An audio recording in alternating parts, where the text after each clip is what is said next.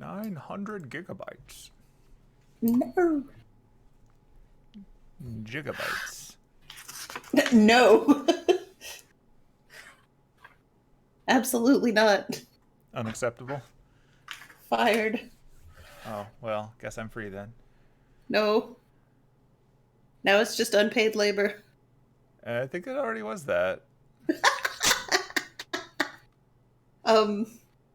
It's not like I'm racking up that streaming dollars. Not that I think most streamers do either, but... No. But yeah, we're back here, and as I recall last time, we got through the intermission, and as far as I can tell, no one went and died. So good job. High fives. About that, Hold on. I need to roll a new character? No, you're fine. Okay. Wait, what'd you roll? Don't worry about it.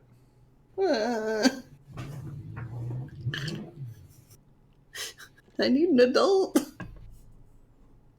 We may not have died physically, but we all died of boredom. Thanks, Alas. Scribe. It was rough, but you got short rest out of it. Spin this hit dice if you so desire. Yeah. He may be the one who actually ends up killing short rest for all of 5e, so there you go. Yeah, so picking up from last time, it was really just a wander around and gather opinion session. And a summoning of a lady of sorts. So, not too much to really recap there. So we can just sort of pick up. So yeah, as noted before, some shuffling occurred, and I forgot to go put in the tokens again. Well, there's still some druids around. Don't worry about it. There's some druids around. There's some paladins around. There's some rangers around. They're all there. Don't worry about it. And then, yeah, there's the 5 people up on the stage who, after an intermission of mumbling amongst themselves from a distance, they've come back to center stage. And now they're going to be taking questions from the respective leaders of each of the circles of the druids, which, unfortunately, Annis knows is going to take a while because some of them are only slightly faster than Scribe, as they are very old.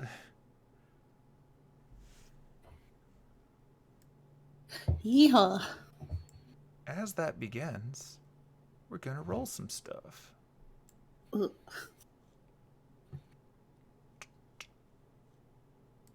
Pulling up a combat tracker, because that's where all the characters are. Not because combat. Time to fight Hemlock. That would be mean for both of you.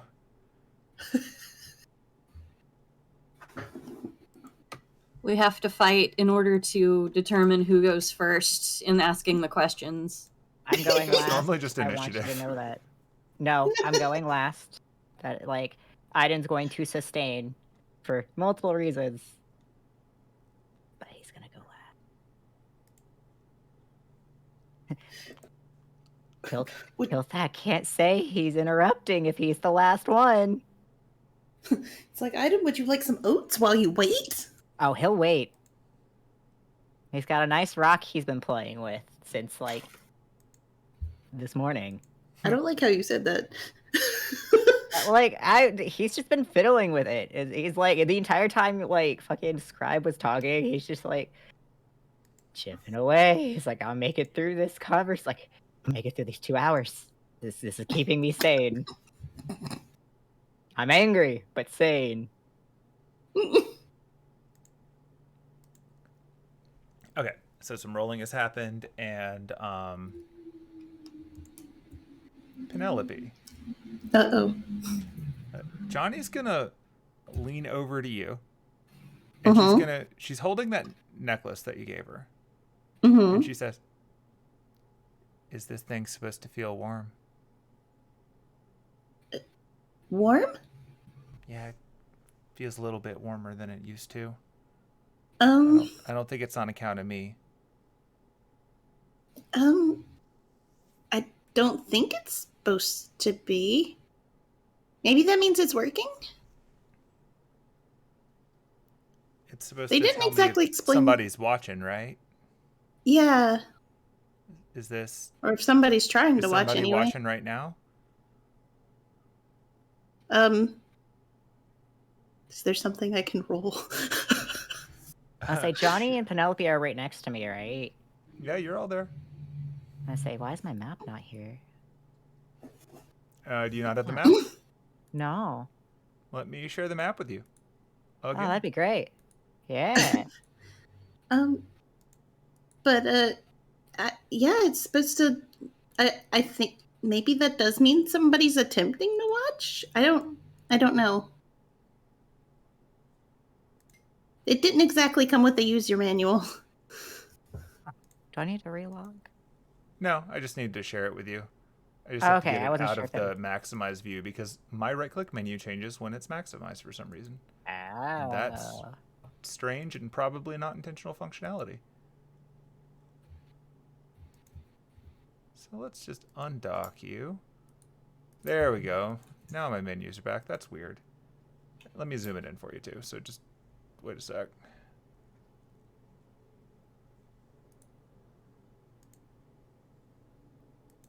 There you go. Hopefully better. Yes. Okay, it's there. Yeah, cool.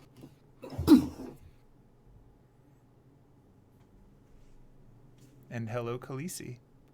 Welcome to our nonsense. Oh, do we have a viewer? It would seem so.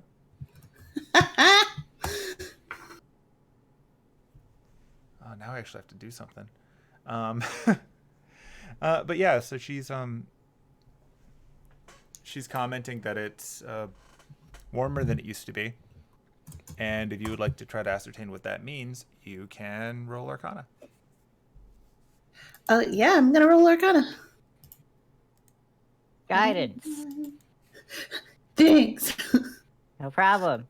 Sometimes you just need a touch that makes you feel a little smarter. Oh, I definitely did that. Look. 12. Can I roll an Arcana? Can I also fiddle? I mean, if you want to. Wait, do I know what it means with the 12? You know that it means that something is probably happening that wasn't on by before. I'm fiddling. I want to, because I actually kind of want to look into that. I know I'm not smart, but like... There, 14.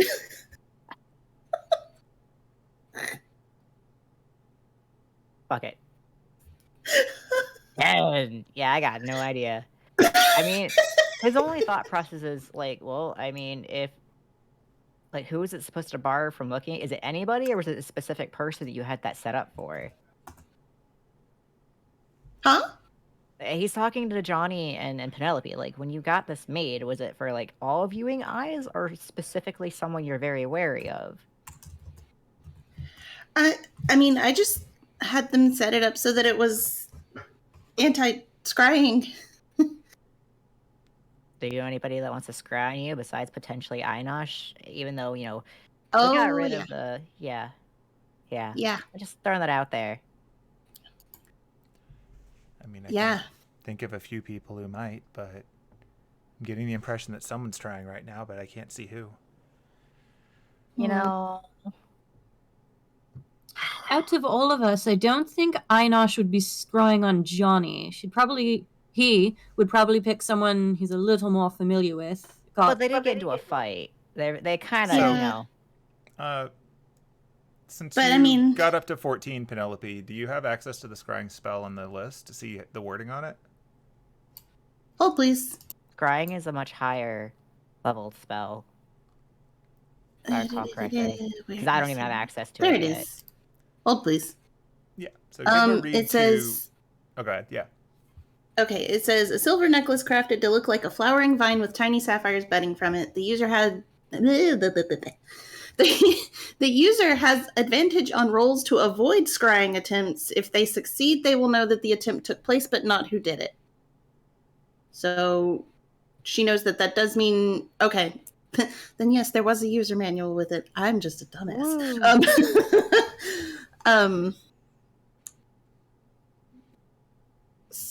Yeah, I don't think it's supposed to tell you who it is. Just that the attempt was made. But they didn't succeed in it, is what that's what it's telling you. No,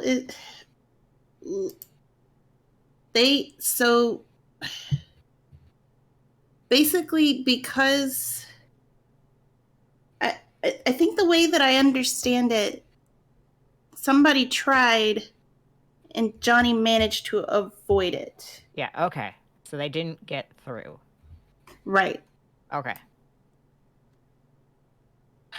Third level spell slots do I have? Because I was gonna do a ding dong motherfucker in the morning. Oh, I've got 3. All right, sending. Einosh. I don't think it's him. Well, if it's not, we'll find out. Don't Okay, think it's sending. him. Sending. Wakey, wakey. You son of a bitch. Does son of a count as one word? Because it's a, you know. I'll give it to you, sure, why not? Okay, that's 5. How's the healing? Did you just try to watch this meeting? He sends that. Boy, if Clover's in charge, he's about to be very confused. Okay. Oh, I said Einosh. I would Jesus fuck hope go to Einosh. So you chose I need you specifically guys to to send know. that to Einosh. Yes, specifically Einosh. Okay. Be mind Einosh. It's a good thing I had the mic on mute because I definitely just choked on my tea. Don't do that.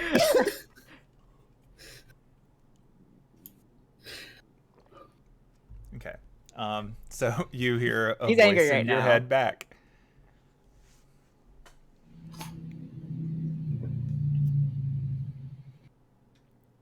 Give my regards to the children.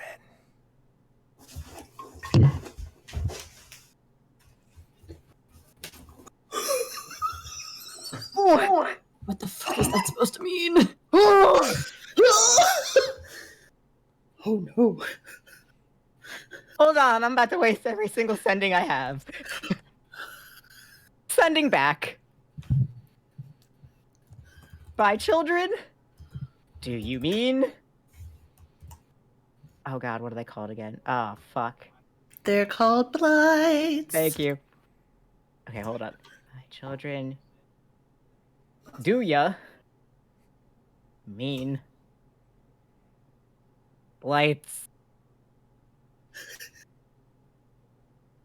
Or are we talking other children, you sick fuck?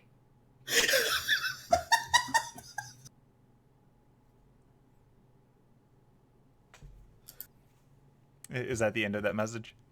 That left me at... Oh god.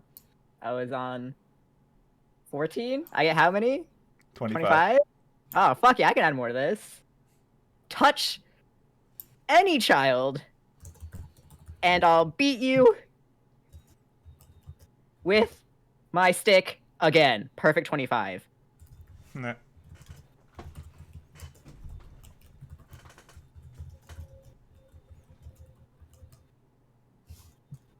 That is the piece gone. Children are a hard no.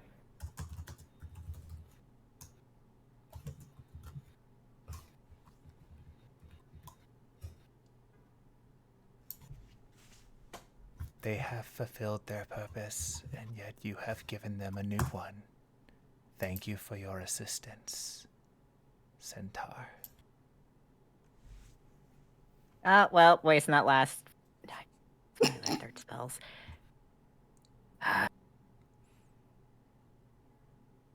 Well, here goes my last send.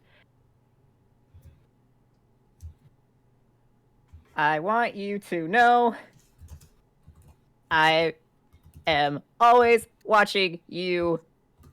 We are not done. If you truly wanted to help the world, then actually talk. He just looks at Penelope as he's like mind talking to himself. Just like his eyes are just like, you thought he was done being angry. It's no.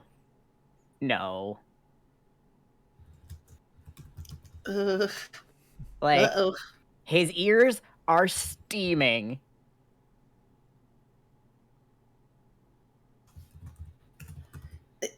Aiden, are you alright? We might need to have people go to the hideout.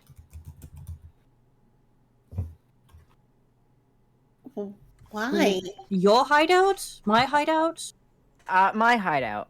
But he's waiting for the response in his head if he's actually getting one or not. As you're speaking to them, you hear the words, "It has been some time since I have seen centaur war paint." Fucking. All right. Okay. Penelope, send. I need somebody to send. Fuck. He's just like, he runs over here. He's just like, hey, where is he? He sees me. I need you to scan. What? Huh? He's in front of Lucretia. He's either scrying on somebody or he's here, and somehow he slipped through my radar. Einosh? Yeah. Oh, yeah. You can probably gather that at this point, because he did say that he was going to contact when Penelope wasn't sure who was trying to scry through Johni. Like he is. He is like face to face with Lucretia, and he's just like, "This is a problem." She looks you over and says, The tree is speaking with you? Yeah, yes. Well, I spoke first, to be fair. I need people that I can trust. Alder and Nina. I'm gonna have to grab Nina over here. I potentially may need you to go check on... I might need to check on the kids. But he sees me, which means he is either here or he is scrying on somebody and they just don't know it. But he somehow either slipped... I checked everybody here, and I didn't get a reading of him. Okay.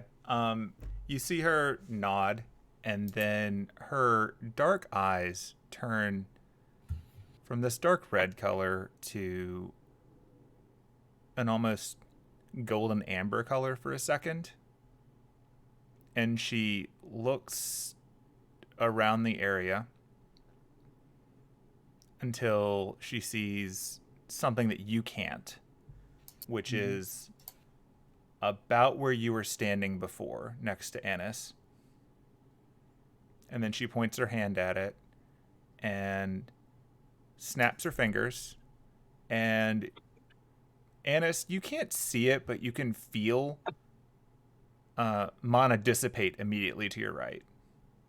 It's a quick rush, similar to when a spell gets dissolved and its component mana returns to the world around it. You felt something vaguely like this when you were working with the ley lines back in Germany. And there's nothing Taking care there. of the scrying. You didn't see anything. You just felt something dissipate. Oh God. Alder, hold on for a second. Before they, I hope they don't start this meeting. He just rushes over. He's like, Nina, I need you over here. I need you over here now. How is Einosh scrying? Who is he scrying? It could have been you or me. From that space, it was either you or me.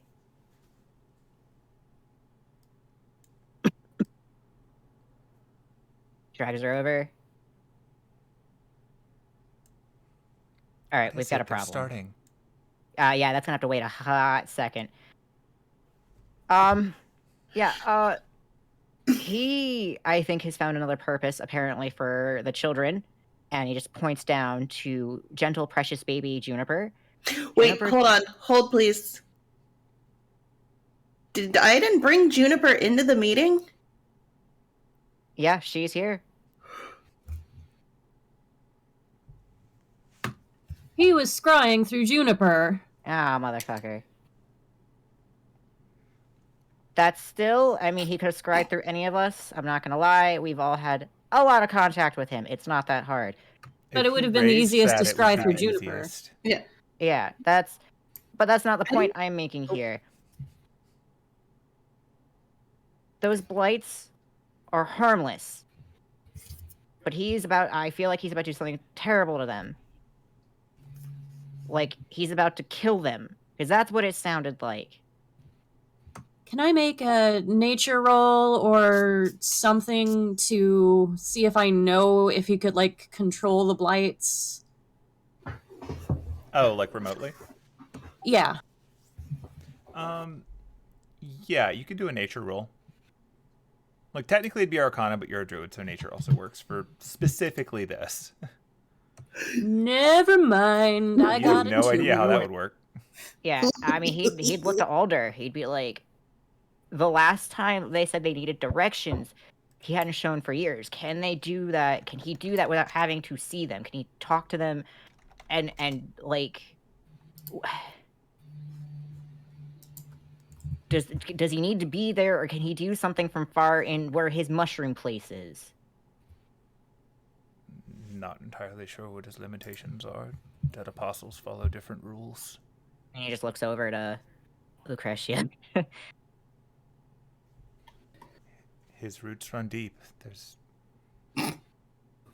quite a few possibilities on his part. I suspect that if he wished to, he could command them from there, but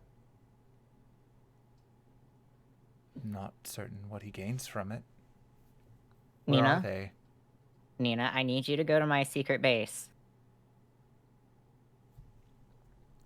I think you would get there faster than I would.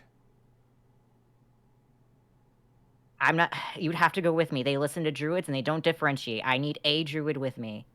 Alder? Alder, I feel like you can make this trip faster. Where are we going exactly? To further Sherwood. Our tribe. My secret hideout. I might be And you've late to got- this meeting. You've got a colony of blights there. How many do we have? It was like 12? I think you've had like I thought it was like 20. 20. Oh, 20? There's 12 innocent babies at risk. Or 20 innocent babies at risk. Aiden, I can go with you too. Grandpap can actually speak at this meeting, and unless we literally just interrupt, we won't be able to speak, I think. Oh, I'll interrupt when I come back. Paps, can you open a door like Einosh did? I can only go to trees that I've seen. You've been to But yeah- Sherwood, just general Sherwood. Like our Sherwood. Not And my- I could yeah. take you to general trees in Sherwood, but I don't know where your secret thing is. That'll get us close enough. I mean, because isn't their place like... Is it super far away, or is it actually close enough that like he could just ride out? I mean, in Aiden, terms you're of- super fast. I think you could get there and back quickly enough. like when you were coming here, you slowed down to Oh, follow him. So it's not impossibly far away for someone moving at your speeds.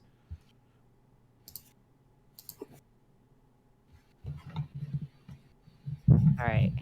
We might have to interrupt this meeting at the end, Anis. Are you fine with that? Sure. I feel kind of responsible for these blights. I mean, we kind of stole them together, and they, like I said, they are not at fault. Alder, when you talk, are you talking? Do you plan to talk? I'm going to let them spend the next hour or so sussing out their leadership's qualms. I suspect they're going to talk in circles for a bit. Good. Elongate that. Drag I don't on. think that will Make be scribe necessary. talk. I'm certain at least one of them will ask him a question, and that will be Good, enough. good. Oh, Derek, ask Scribe a question. Well, I was going to ask Derek if he wants to come along with us, since he was shit, yeah. part of the plant heist. You are right. We are plant bros, right? Yeah, we are plant bros. We need you, bro. Are we all gonna ride on you, or? Yeah, I mean, if you're fast, you can run, but Annis, you can get on my back. All right, maybe your siblings would be a great distraction. Do you think they'd be a great distraction? Oh, yes, of course. Oh, yeah. Okay, all right. Hello, both of you. How would you like to stall a meeting? Ask a lot of bug-related questions and, potentially how they could help. I'm not sure that we're supposed to do that. If you need to stall for time, I don't think you will. But if you need to, just chaos. Yeah. I know you can do it. I can do chaos. Okay, perfect. We won't be too long. We just gotta go take care of this. Mom, can I do chaos? Mom, please. Roll persuasion.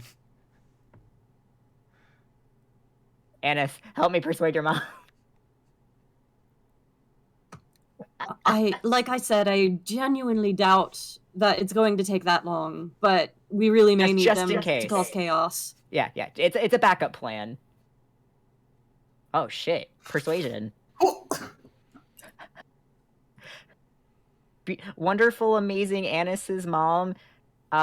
Would you so allowingly let your children ask as many questions as their curious, intelligent minds, pertain? Please and thank you. Never been one to put a limit on their curiosity. Oh, you're amazing. We'll be back, hopefully before, Let's go. Okay, so the... And once again, we've split the party. Oh, yeah, we'd have. That, I'm glad. Jesus, fuck. I We'll get back appreciate in that time. you used all of your level 3 spell slots to trash talk. You fucking bet. Trash talk and get information. Let it be known, you mess with my babies, you're getting some hooves in the face. Now, Penelope, while we're gone, please don't break into any libraries. Get yourself within, certain death. Steal anything. But if you want to delay No. them, Hold on. Oh god. we'll miss the speech of the lady, maybe. What? Okay, I'm so sorry, guys. My headphones did this thing for a second where, it doubled all of the audio. Oh, no. So it was like Did you pull 15 up the people stream? talking to me at the same... Well, I had the stream pulled up, but it Oh. unmuted itself. Oh. So it was like 20 different people talking at the same time. And I'm That just would- like, oh no. That would be maddening. Stop! Oh my god, fired.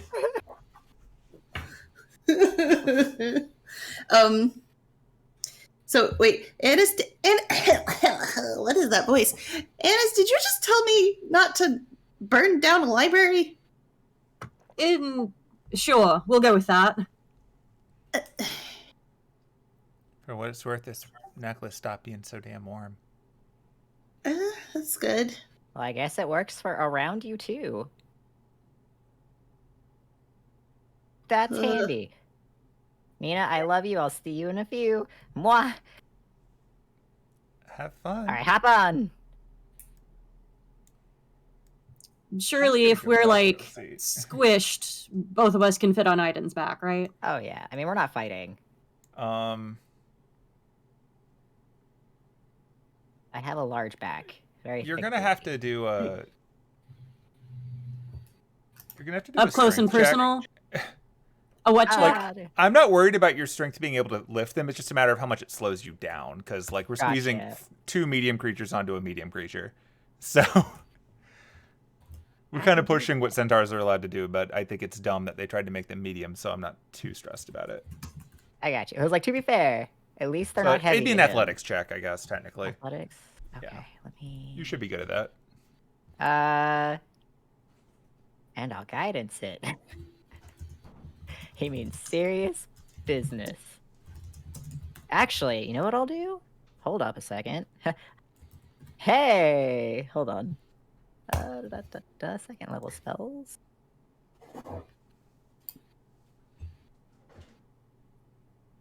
Just make sure if you pick something with concentration that you remember that guidance is also concentration. Was it a third level? No. Hold on a second. I'm trying to find where it went. Because I have it on here. If it was a third level spell, it would have probably disappeared when you ran out of slots. No, I put it in for the day, and I don't know why.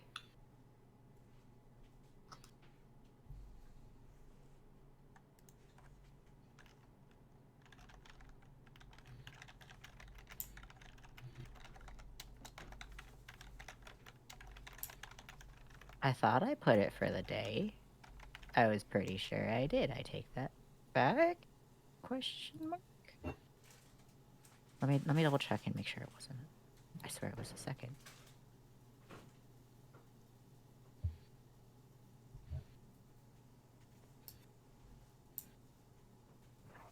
I guess not. I guess I thought I did and I didn't. Alright, well, guidance it is. Zoom. Whee! Okay. I'll add... where's my athletics? Sorry, I didn't even roll it. I literally just dropped on there. Am I allowed to actually roll it? I mean, that it does the roll no matter how you drop it. Oh, okay. But Well, you could add the guidance roll to it still. Yeah. And it's a good one. Yeah. Yeah, you're fine. 13. You're fine for hanging on to them. I'm gonna. Okay. What it means is now that the two of them have to roll to not fall off as you go at high speed, and that's fine. Okay. Right. Well, to be fair now, Derek's got like the ability to like attach himself to anything, right? So if he just plants his little leggies on me. I mean, he's allowed to attach himself to like flat surfaces. So if he's on the side of you and getting smacked in the face every time you go by a tree, sure. But otherwise, we're just doing this the normal way. Yeah, Aiden's booty's not flat enough for that. It's not. He do be thick. Well. All right, so yeah, just an athletics check for the both of you. Guidance on Amiss.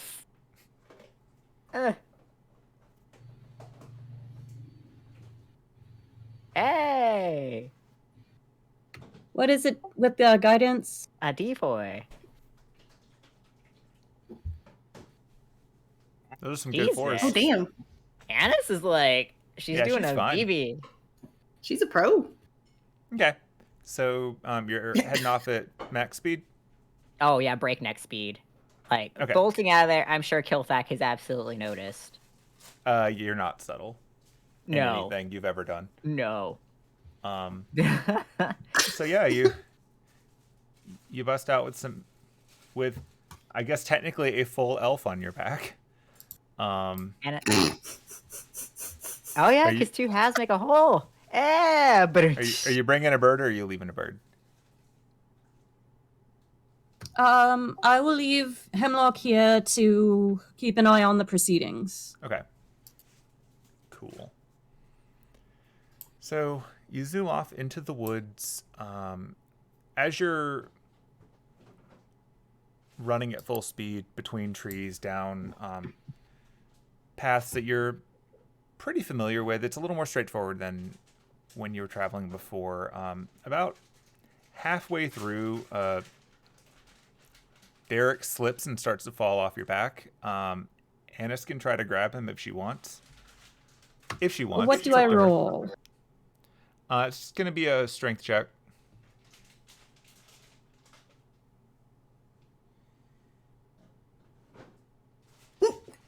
Oh, no. Okay. So, yeah, he tumbles off for a second. As he does so, he's going to roll a 3. Yeah, he face plants into a tree. oh, Bonk. Takes a little bit of damage there. But it's pretty obvious that's happened. It's up to you if you want to stop and go get him or keep running and let him catch up. need some help? And he like stops for a second, he just turns around because I don't know how far back he is. He's maybe like 50 or 60 feet back. It's not hard for you to double back. It's just Oh it yeah, just I'll happened. just double back. Okay. I'll double back and I'll like grab him and swing him back onto my back and just Okay. He's forward. much more firmly planted this time, so Yay! you're good to continue on. Oh, running like the wind. Whoosh. I'm sorry. Here, let me insert song. I've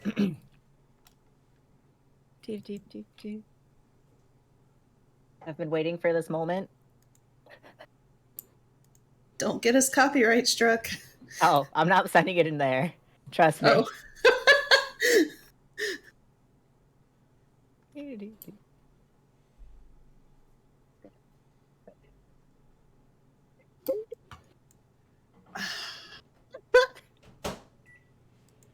Fired. It was bound to happen. Oh Extra boy. Matter Fired. of when. Quadruple fired. All right. So you're gonna whoosh off that way. So I'm gonna drag you to a different map. So does Derek just look a little bruised, or does he look like he actually took some damage? He looks bruised, but it's not major. Like it's like temporary damage that it's not gonna be numerically relevant. It's more just the embarrassment. I'm mad at you. You're making me add more things to my goddamn speech now. Oh boy. How dare you? Oh, I thought I boy. was done. Never truly done. It's never done. All right.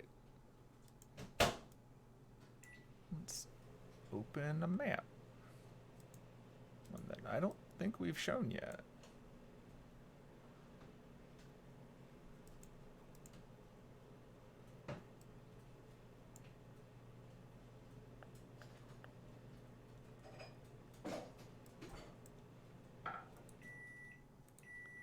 Let's see, and a load.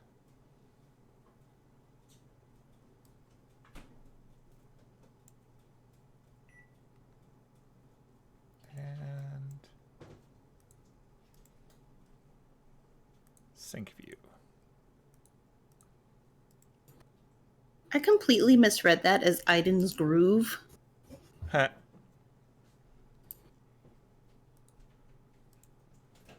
The Centaur's new groove. Oh, there it is. Hell, Aiden got his grove back. Yeah. You know.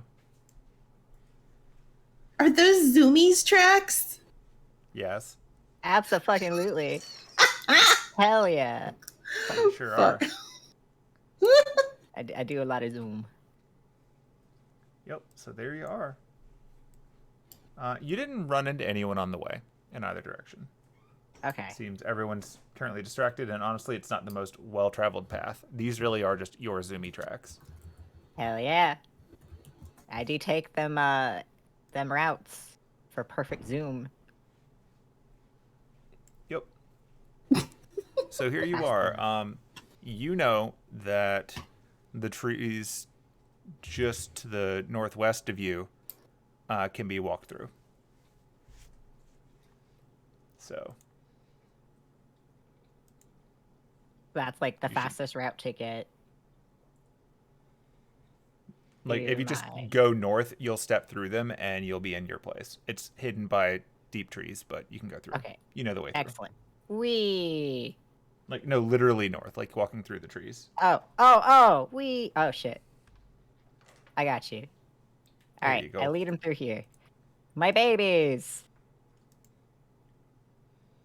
Our babies. The Light Yeah. Club. Gross. Well, they're adopted. Jeez. Yeah, they're all just hanging out. Did I stutter?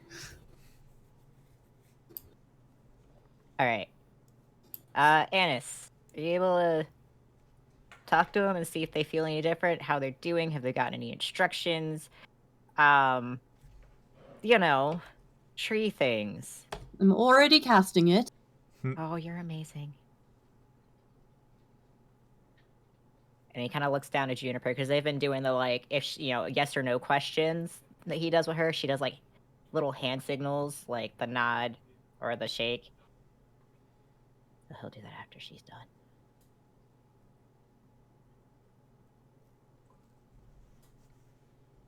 Okay, so you cast the spell?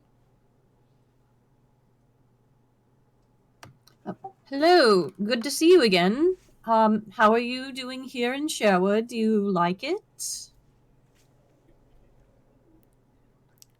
Soil good. Sky good. Air good. That's great. That's great. Have you heard from any other druids since you got here?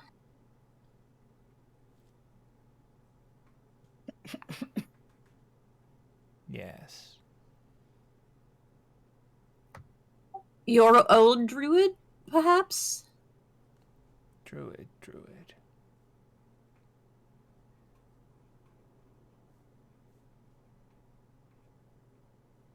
So I will basically describe Clover and ask if that was the new druid that they had heard from. Here, druid.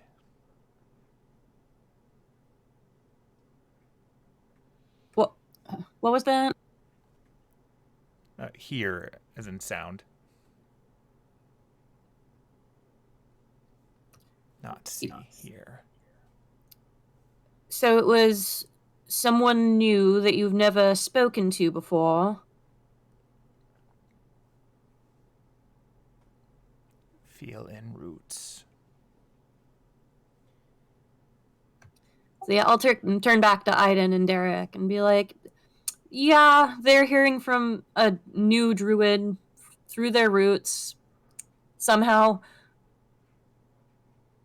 Okay. A few things if you can ask him. What is that druid asking or telling them? That's the first thing. And then second, can you ask them to only listen to you and to ignore the other druid? I'll do what I can. So I will turn back to them, to the one I'm talking to, and ask what the druid is telling them to do. Wait?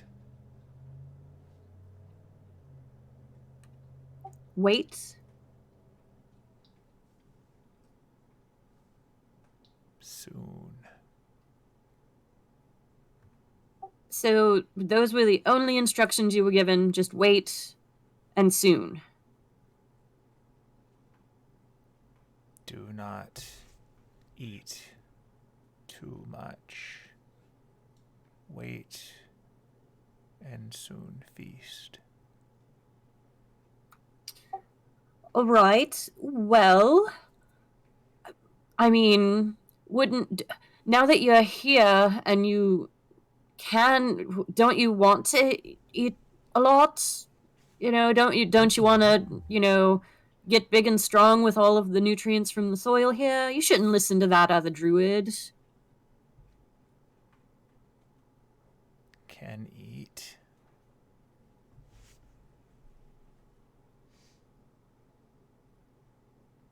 Is okay. So I'm going to turn back to Aiden and relay that. Basically, the other druid is telling them to wait and not eat too much, and soon they'll be able to feast, whatever that means. And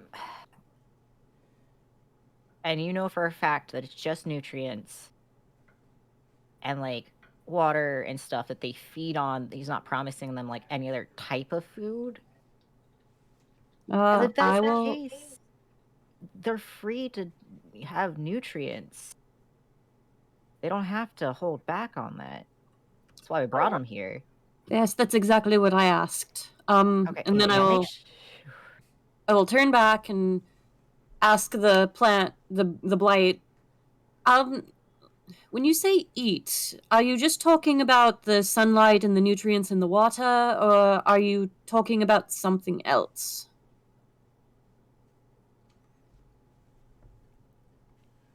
Eat land.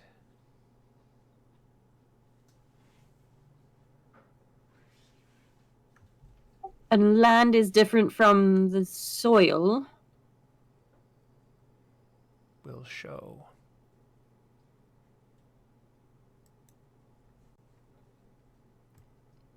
Do you mean the ley lines or what? Oh, I think they're literally showing. They're showing you now. The grass around them is growing fainter. The trees are starting to advance. Where it is definitely springtime, it's starting to brown a little bit throughout the immediate area. And you can see as they do that, the blights start to get bigger.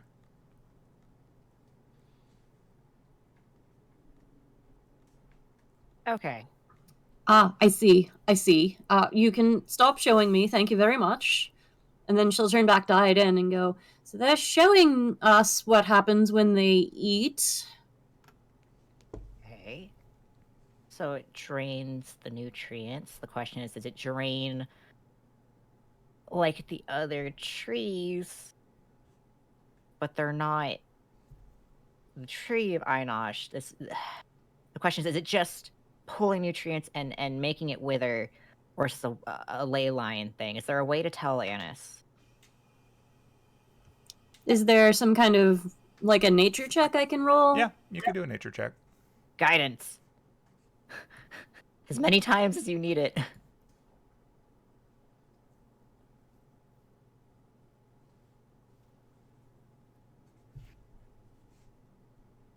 That's a 15. Okay. Yeah, you can spend a few minutes doing the equivalent of dowsing for checking on the health of the ley line, similar to what you did back in Oh yeah, because we saw the dowsing rod. many other times. And see if what they just did here seems to be disrupting it. Sure. I will do that. You don't have to roll for it. I'm just telling you that you can do it. Yeah, walking around for a moment, you get the sense that the ley line itself is being hogged. Like, not permanently, but what they just did disrupt it, and that's why the trees around them started to fade. Okay. It's kind of like areas where you see the mana drain happening, but not as extreme. It's nowhere near as bad as like what the big trees do. Yeah, that's what I'm trying to gather. It's like, it's not a permanent thing, but it takes it's like traffic on the frickin' internet that he doesn't know about. It clogs briefly. Now that So said, you this- don't see the trees getting better after they Uh, stopped. Well, I mean, would it not need some time since it literally just happened? You don't know. All right. Well, that is concerning. So this druid that has been talking to them through their roots is telling them to wait for now, and then later at a different time they will feast, which means they will drain all of the mana out of this area, I suppose. So And that's potentially bad. They could potentially go to another area and do it because they can't walk slowly. They don't know any better. They're just trying to eat. All right. The cart should still be nearby. We might need to unplant them for a bit. If that... I suppose that would... If it got them out of the soil, it might stop him from talking to them. That also too is so he doesn't have connection via roots. We can sever that there. We can see if this heals back. But more importantly, he can't continue, or whatever soon is, he can't have them do that. I will turn back to the blight and I will ask, if you weren't planted in the ground, do you think you could still talk, that druid could still talk to you? Was quiet so long, only heard again here. And that was after you were planted. Yes. All right, well, I know that you probably don't have a concept of good and evil, but the druid talking to you through your roots is very bad, and we are going to try and protect you from him. He is going to try and use you to do something very bad. What is bad? Bad is like how it was to be in that greenhouse, and good is like how it is to be here. We do not like bad. Right, and the druid talking to you through your roots is going to try and make you do something bad that will make it harder for you to keep living here.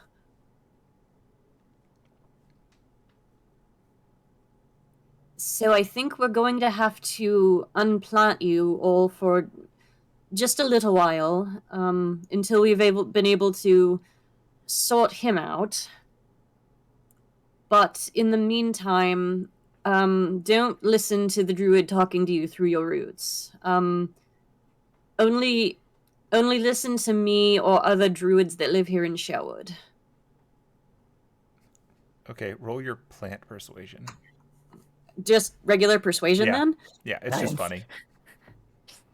You're negotiating with plants. And like, are you relaying this before you start your next sentence to them? Yeah, I'll mention Like, to Aiden that I'm trying to convince them to not go along with Einosh's plans, basically. So he's gonna turn to you and he's gonna pull out the root of Einosh they has. He's like, if you can just let them know, even when they're temporarily pulled, we can get them some good dirt and rejuvenate it with this mana so they can feed happily on it while they're not in the ground. I will gladly break this and we can get them, safely and comfortably into pots or something, or like the bags again. And then I'll guidance her. All right. And then she'll turn back to the blight. Yeah, I just like lost the word blight there. She'll turn back to the blight and basically say, but don't worry, you will still have plenty of access to mana-rich soil and water and sunlight while you are temporarily potted, and everything will be fine once we've dealt with that druid. But for now, this is going to help. And now I roll my persuasion? Yeah.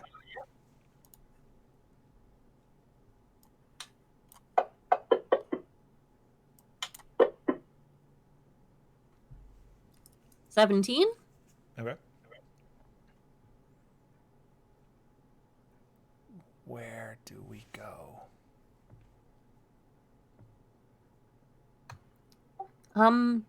He's asking where we're going to take them. I mean, I don't see why they can't still stay in Sherwood. They just can't be connected to the ground. If we can make a like your garden where there's like a bottom to it, so it's not touching the ground, but like a box that we can put dirt in, so they have the dirt, but it stays contained. We should be able to do that, but it might take a while, and I I feel like Einosh already knows where they are, so we'll probably need to move them anyway. Okay, the box can be for later. We can at least get them bagged up. I've got the cart. Do we want to ironically bring them back to the... I don't want to bring them to the greenhouse. No, I think they can stay here in Sherwood, but...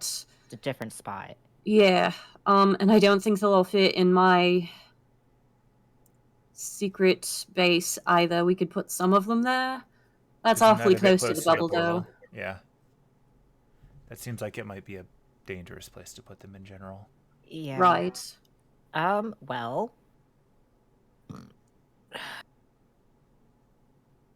I mean, we can bring them up to the others. We were going to do that anyways, that they're gentle creatures. Yeah. Either we're gonna need to bring one of the bigger ones back with us right now, or we're gonna have to bring people here, other people like Grandpap that could talk to them and help us figure out what to do with them. I mean, I've got the cart, so... I think they're a little bit bigger than they were when they were all on the cart. Oh, that's fair. Yeah, they just got really big. Yeah, they're not all going to fit. Okay. Yeah, that's a problem. That's Uprooting them and putting them in a box will keep Einosh from being able to access them through their roots, at least. Yeah. For now, until we've dealt with him, which who knows how long that'll be. That's on one of the forefront of my plans. We certainly have to do something with them, and 99% of the people at that meeting are going to say kill them, so we can't do that. Yeah, no. But it is a bit of a problem if he orders them to drain the land or start attacking people or anything else. It's not their fault. They haven't done anything, and it's not fair to them. Right. Well, at least, again, if we at least get their feet in bags, we can just disconnect their legs for now, temporarily. We can move them. Yeah, I mean, we can leave them here for now, and then take them somewhere else later, once we've figured out where to put them. Over. Yeah. Yeah, at least disconnect. I like your idea. Let's disconnect them. Okay. So she'll turn back to the Blight and say, we're going to keep you here. We just need to get you out of the ground. So we're going to put you back in those little socks that we had you in before. Do you know what socks are? It does not respond to that question. He just pulls up Juniper, cute booties. These things again. Juniper is now officially the smallest one. Oh. As the only one that did not grow. Oh. That's okay, she's baby. It is a bit of a problem that Einosh was scrying through her, though. I mean, that's the most logical thing is... I mean, he knows they're here, but I think he could find them wherever they are because he created them. Yeah. So that's something else to figure out. We need to keep carrying her around.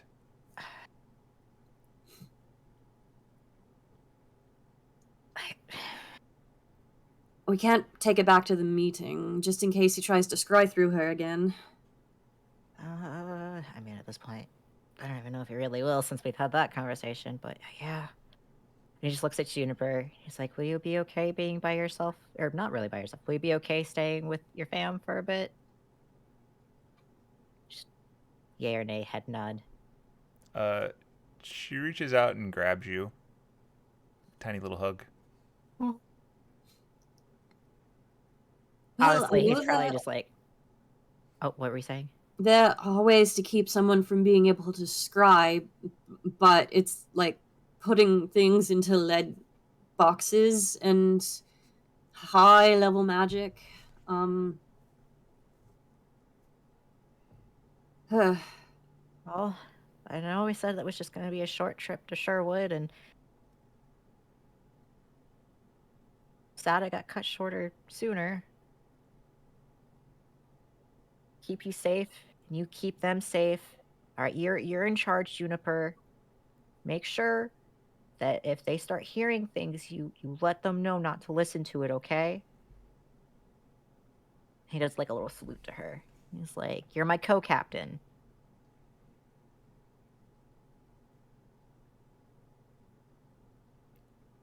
So, Juniper chirps at you for a second, and Annis can hear what Juniper is saying.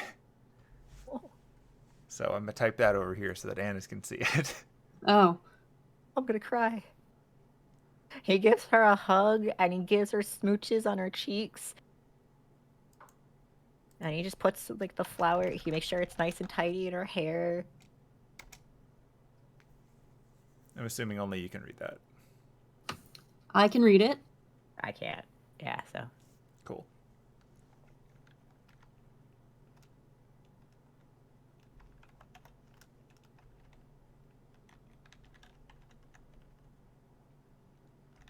Oh, he's so upset about this.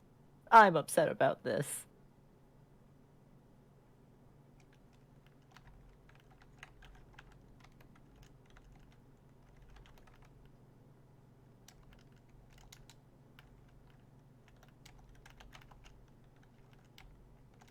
I know. You leave her alone. It may not have even been a full scry. It might be something where, like, how I can see through hemlock, even. Oh. Like a familiar. We don't really know how it works, because I would hazard to guess that only Einosh can create lights like this. That would still mean if it's like hemlock, wouldn't there be, like you were worried, a distance where you then get cut off? Well, that's true for me in hemlock, but it may or may not be the case for him. Ask her if she's able to sense him when he's nearby. All right. Actually, I ask her, and like, because she can still understand me. It's like, Juniper, can you sense? I mean, I know that one time you knew immediately when he was there in the room, but like, do you know when there's a distance?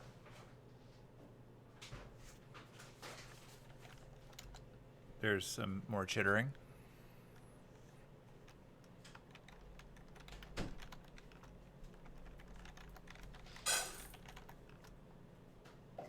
Amiss, if she's able to pinpoint him, she we says could find that she can always feel, but he's not always here.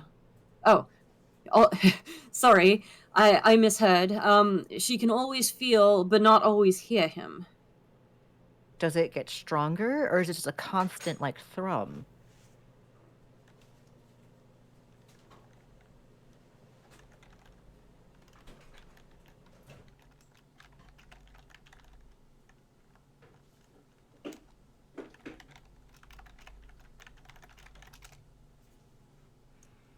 It's like a breeze, sometimes small and sometimes wind. The wind potentially could be stronger. She might have a sensor connected to him. And again, if that's the case, she could lead us to him without even realizing it. That is true, but I think for now, especially for something like this meeting, it's too dangerous to actually have her. Yeah, no, agree. But that's vital information. Juniper, you are amazing. And smooch. It's like, I'm gonna protect you with everything I've got.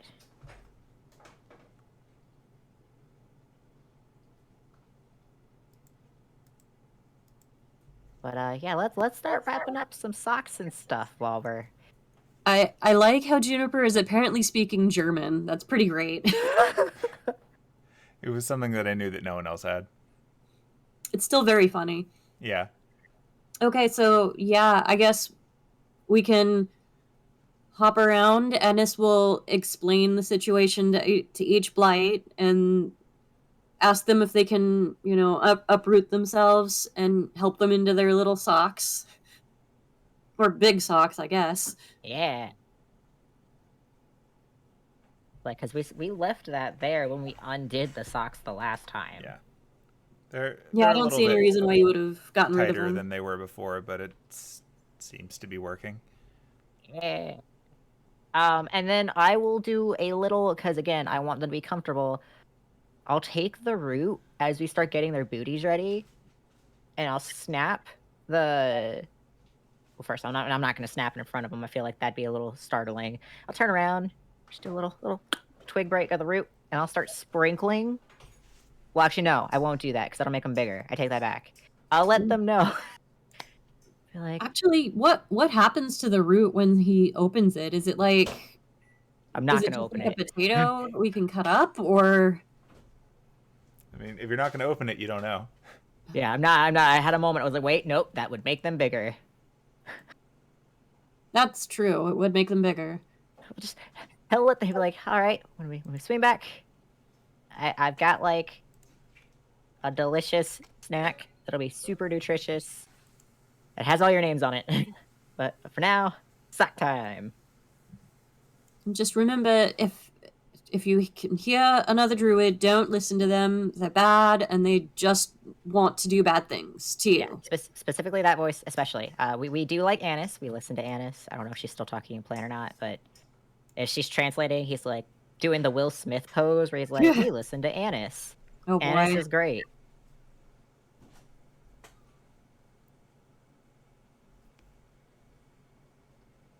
I'm imagining a horse person doing that now. And he'll give Juniper a little boop on her non-existent nose and be like, I'll be back after this meeting. Like I said, you're in charge. You can tell him all about the stuff that you saw, the cool adventures.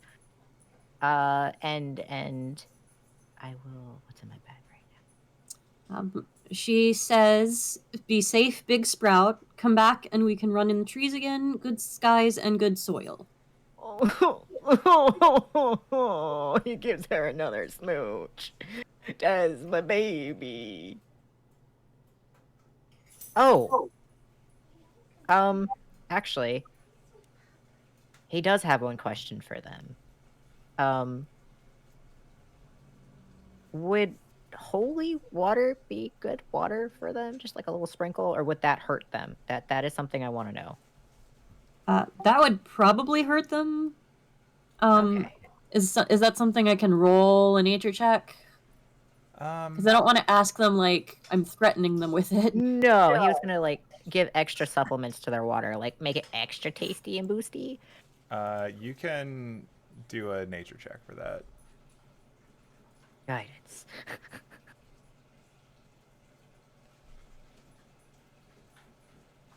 And I'm gonna pull up their entry and confirm. I was like, if I remember correctly, when he was doing like seeing everything and Juniper pinged for him, they weren't undead, they were just elemental, if I recall. Okay, so yeah, their typing, as you know, is they're plants. They're not undead plants, so it doesn't have any special properties for them one way or the other. Do you think they want to try a sip? I mean, if it doesn't help them or hurt them, I don't see why they would or wouldn't. Like, super clean water is the best way to put it. Maybe we don't quite... Maybe later. Yeah, this is a lot at once. Maybe we just, one thing at a time.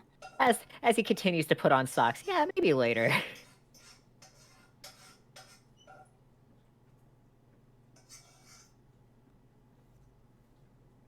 Annis, the brains.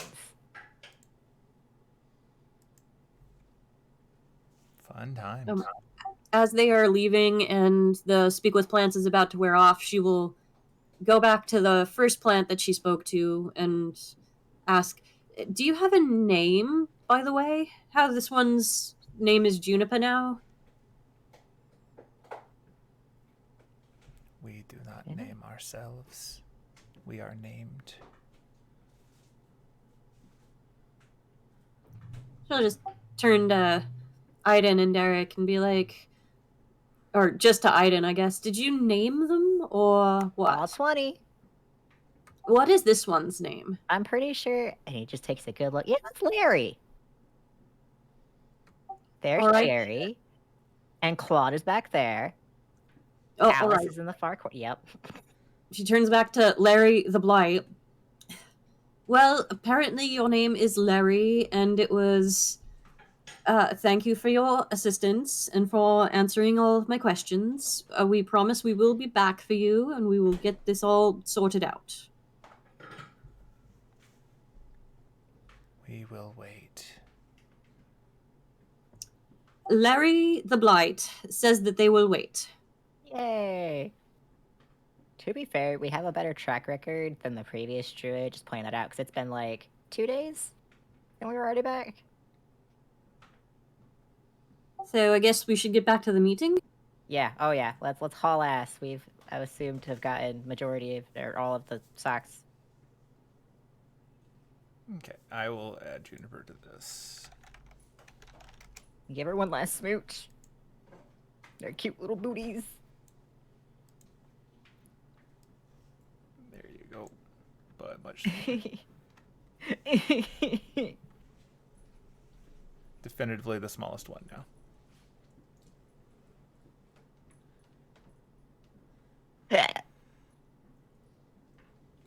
Four whole HP.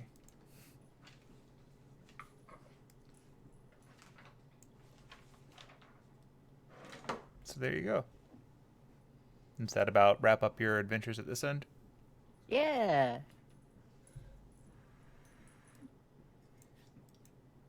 Okay. Meanwhile, at the other end of things, let's just close out of that for a sec. How you doing over there, Penelope?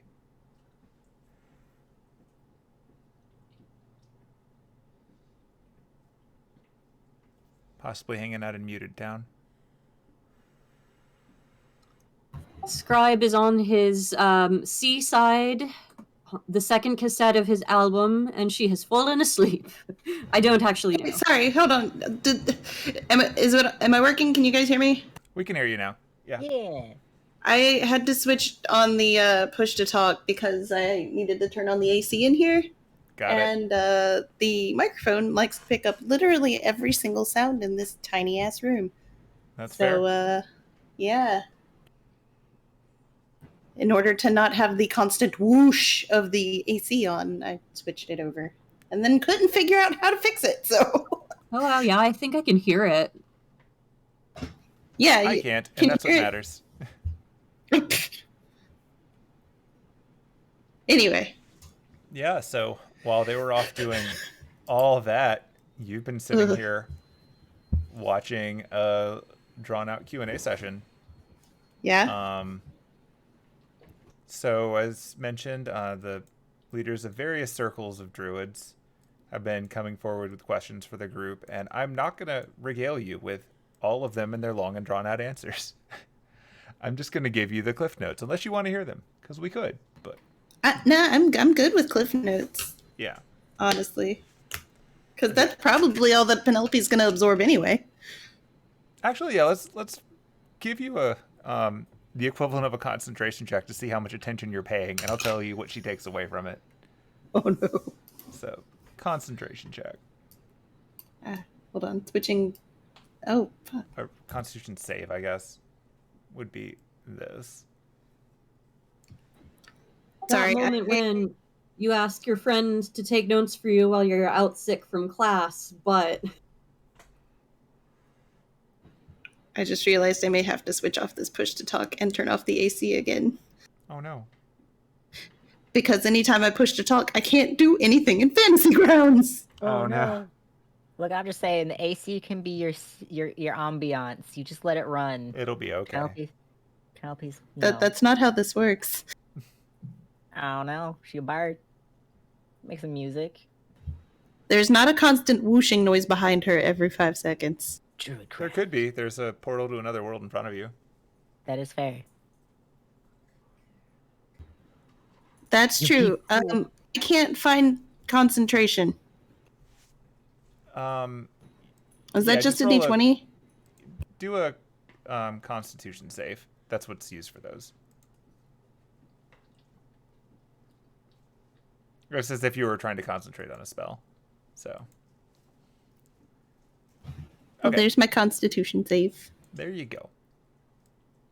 So yeah, they go on at length for a bit. A lot of attention from the older druids here is understandably not being directed at Scribe because they know his deal at length and don't want to start him again.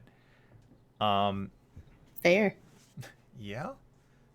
Instead, it seems to be a little bit more focused around the proposition of the party interested in leaving and what they're actually proposing to do. Because, as mentioned, for some of these, and this includes some of the people from Aiden's group, they don't really have a future in the world. But depending on how this goes, this might actually be something that could work for them with a bunch of caveats. It's becoming pretty clear to you, though, that it's not an incredibly structured plan so much as while everyone's doing their own thing, we're going to go get ready to move and hope it works out.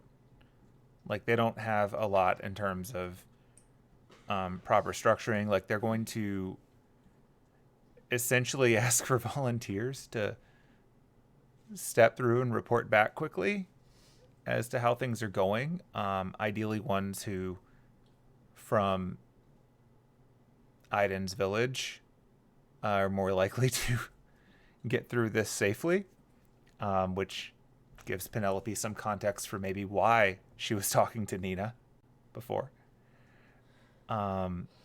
She being Margaret in this case. Right. So essentially it seems to have been a recruiting operation to see if they're willing to, and obviously if this works out well for them, then it actually would be a path forward for several of them. Not all of them, obviously. Like, they don't quite know where the line is yet, and they also don't know how this is going to stabilize, but it is something that has some appeal to that group. Beyond questions to that effect, though, there's actually been some interest in the party interested in guiding political affairs to the extent of, like, how are you going to pull this off without just drawing down the anger of so many different groups that they don't want to fight? And it's already started to break down into pretty much every group going, what's the alternative to these things? Like, it's very clear that a lot of these things are on a bit more of a conceptual level. Like, if anything, the only ones who actually have next steps established in these plans are the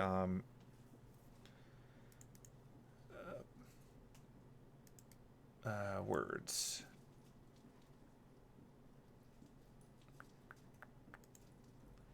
The guidance party, for the most part, has a few groups that they're not willing to go into details on, but that they would like to try to leverage to get things moving and then play it out from there. They're not going to say who, because that would obviously undermine the goal, but they're implying that they do have a path forward. The unification party, per that last pitch, is looking to secure allies across every major organization, but when pressed on who do they have right now, unfortunately, Felix could only really present a few names of people that were fairly minor. Like, Penelope remembers hearing a few of these names before, but nothing in super detail. These are not like the high profile people you would need to pull off what they're trying to do. Their ideas might seem pretty valid, but if they don't get some big voices behind it, it's like all of the kids agreeing to vote for the student council person who promises the best, vending machines, but they don't actually have the ability to deliver those vending machines. They can't get rid of homework and make, Fridays stay-at-home days or anything, but that seems to be the level of stuff that they would need to pull this off. So there's some debate there. The Revelation Party has a number of crazy ideas that are actually pretty entertaining sounding, ranging from essentially building up on various cryptids and urban legends and areas to undermine some things, pulling some strings across various publications around the world, like peer-reviewed publications, to try to get things released that call into question and raise doubt on stuff that seemed together. This is kind of like to use more modern news, like when someone says, oh, hey, it turns out this AI is sentient, and everyone jumps into place and says no. but it is adding a lot of ambiguity and confusion. And to credit, it seems like they've been thinking about this for a long time.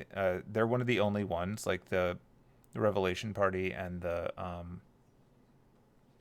Unification Party seem to be the only ones that are really considering modern technology as a solution for any of this. Obviously, the Abdication Party, effectively, Scribes not getting any questions, because why would you ask questions if their plan is to do nothing? But yeah, past that, there's just a whole lot of general, like, what are we going to do about these bubbles? Because only some of you have solutions for them, and none of you have a real answer, simply ways to use them. But if they don't get resolved eventually, they're going to be a problem.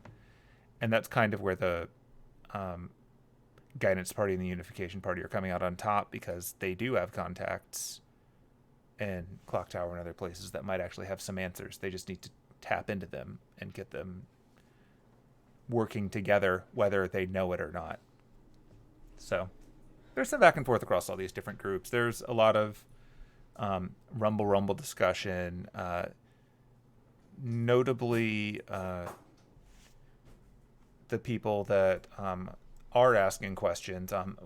One of them is Scraggly, who is not at all a circle leader, but he's decided to muscle in on the words anyway. And Good old Scraggly Magmar.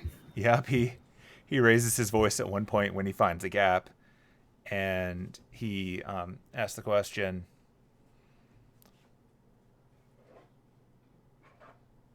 so we got people all over the world and they've all got problems. What are you actually going to do to help out anybody outside of this here forest? Get him, Scraggly! And That wasn't in character. Going around the circle, Scribe doesn't have anything for him, obviously.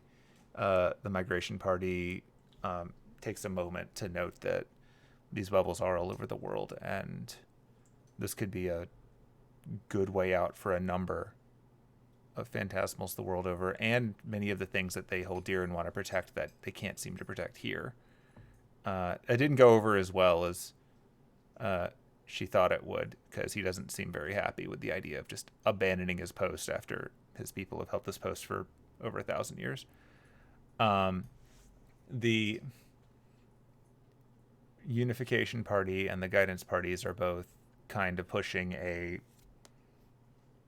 we can use the influence and resources of different groups that are already in charge of areas to better protect other places, and maybe set aside space for things like you benefited from here in this forest, but that's going to take some actual leverage, and that's going to take some resource management, and that it's not easy, but it's something that they're the only ones who seem to be able to do anything about. And the Revelation Party wants to essentially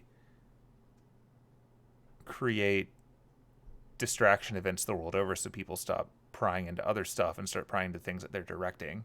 Like, if you create a mystery gold rush somewhere, then maybe they'll stop digging around in the silver mine where you're actually keeping your silver dragon. So he doesn't seem super pleased with any of these outcomes, and that's a general sentiment you're picking up around. Like, they're offering ideas, but they're not actually backing them up with actions. And not unlike real politics, there are going to be some people that cheer when someone that they already like says something, but most people are still sort of uneasy and on edge. As this continues on, one thing... Actually, this is something that Penelope can try to roll for, so give me a perception check. All right, 1 second.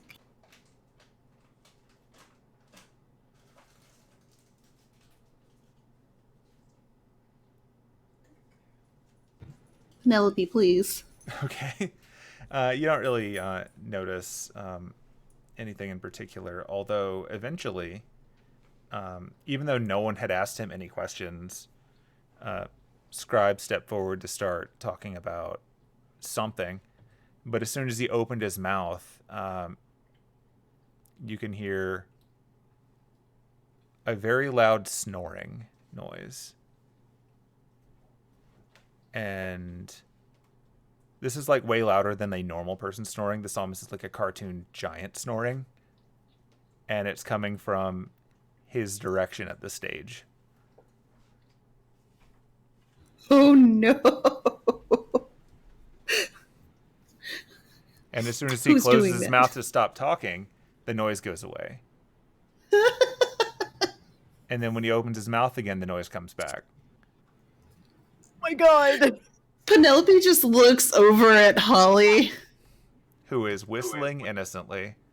I am so proud. Please, somebody give her a fucking flower toss. Just shower her in petals.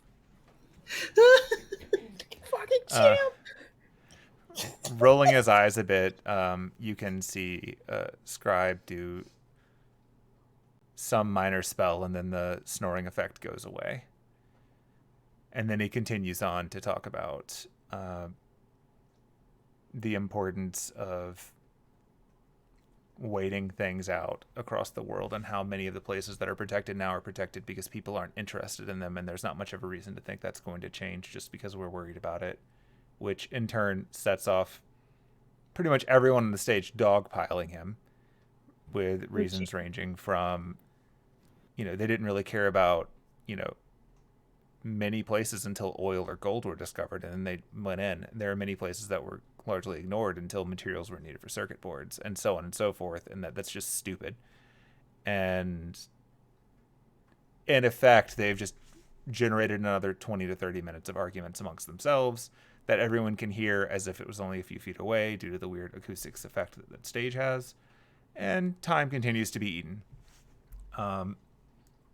Meanwhile, on your end of things, for the most part, Johni is fading in and out.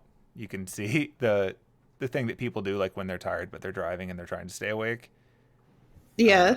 Occasionally eyes go low and then wide up, and then low and wide up. She's starting to fade. Lucretia's largely sitting there and watching it passively, she's not showing much emotion on her face. Right.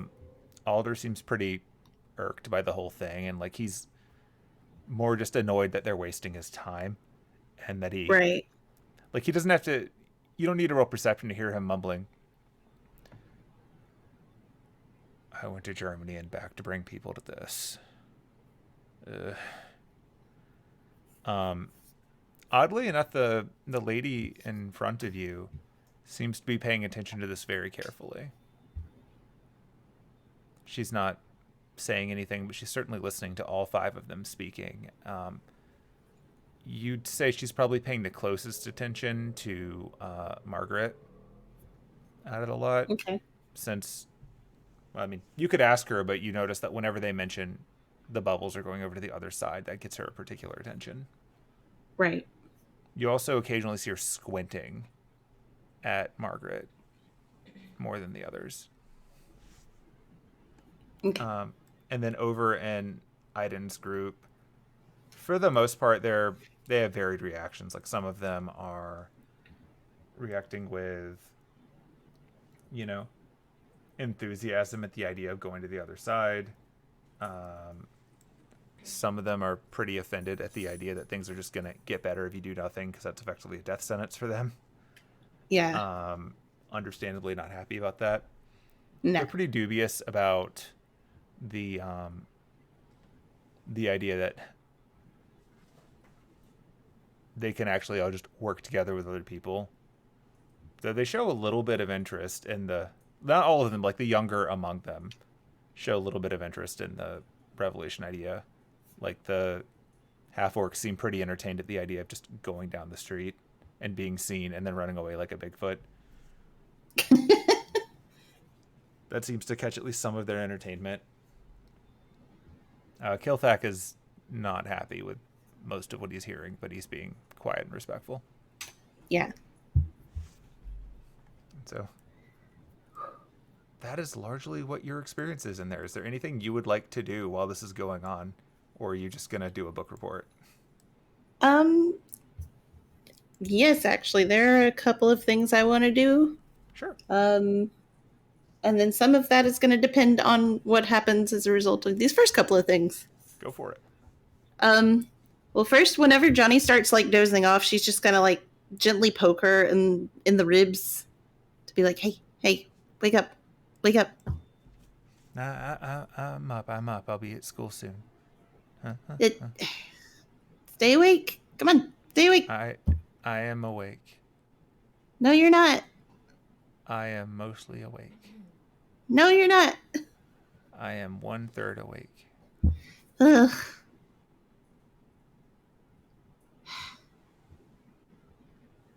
Okay, well, don't sleep for too long. I will do my best. Okay.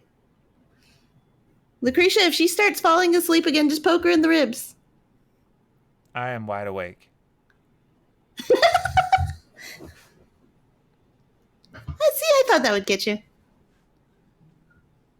That was uncalled for. I know. My bad. But I need you to stay awake. I am wide awake now. Good.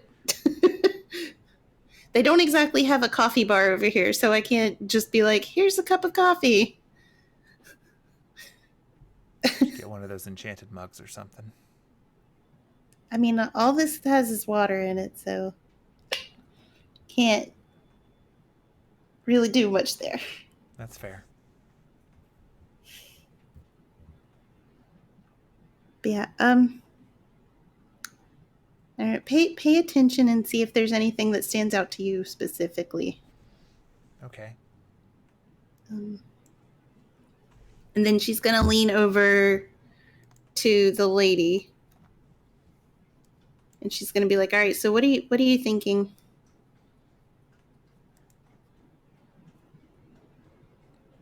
Oh, well. So after you poked her and, got her focused again, Johni leans forward and she's got a very stern look on her eyes, like this is an important thing that she needs to do. And she seems to be way more invested than she was before.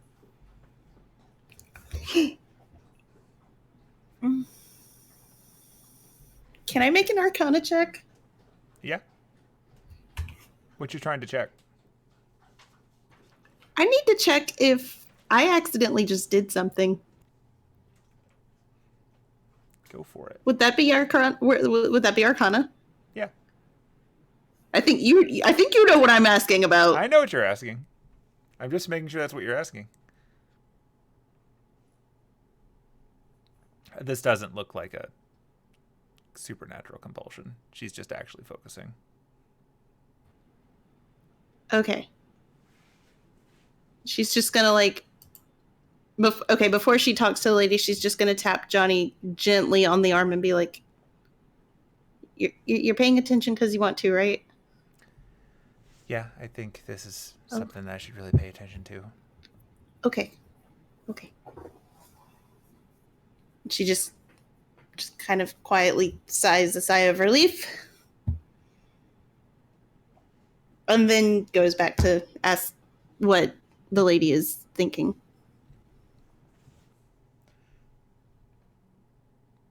I think I've seen her somewhere before.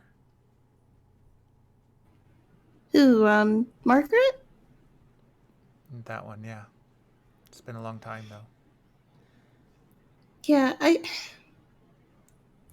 isn't... Her last name kind of rung a bell. I'm pretty sure I've heard a story about somebody like her. Now I'm trying to find my notes. Okay, yeah, I'm definitely going to have to cut off the push to talk because I went to go and pull up my notes. That's and I totally can't push the button to pull up my notes. So hold, please. Wee.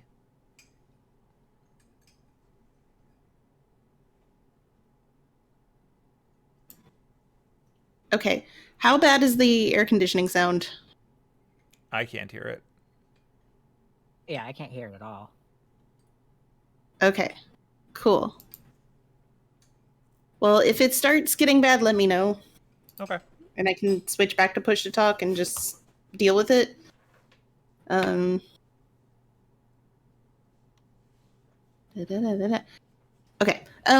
Yeah, so Her last name is Carter Hall?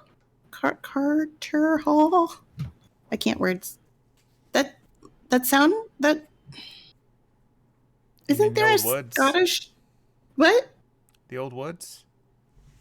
Yeah. Interesting. Yeah, isn't there a story about those woods? I swear there's something. It's something to do with the reverse side and those woods. There's a face story about those. Yeah.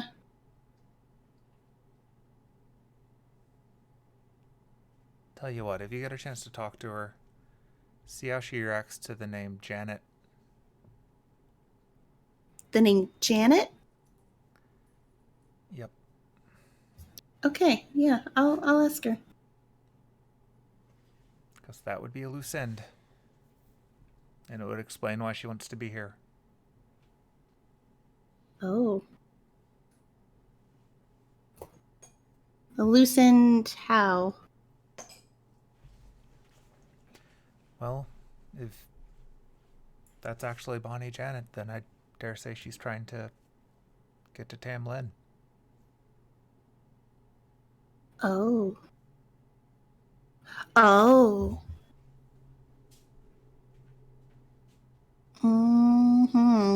That does explain a lot. Shit, yeah, I'll have to ask her about that. That would definitely be a big motivation on her end. Theirs is a complicated story. Yeah, I know I've heard like 4 or 5 different versions of that story.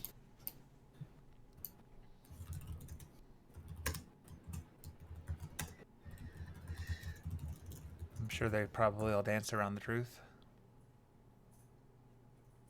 Yeah.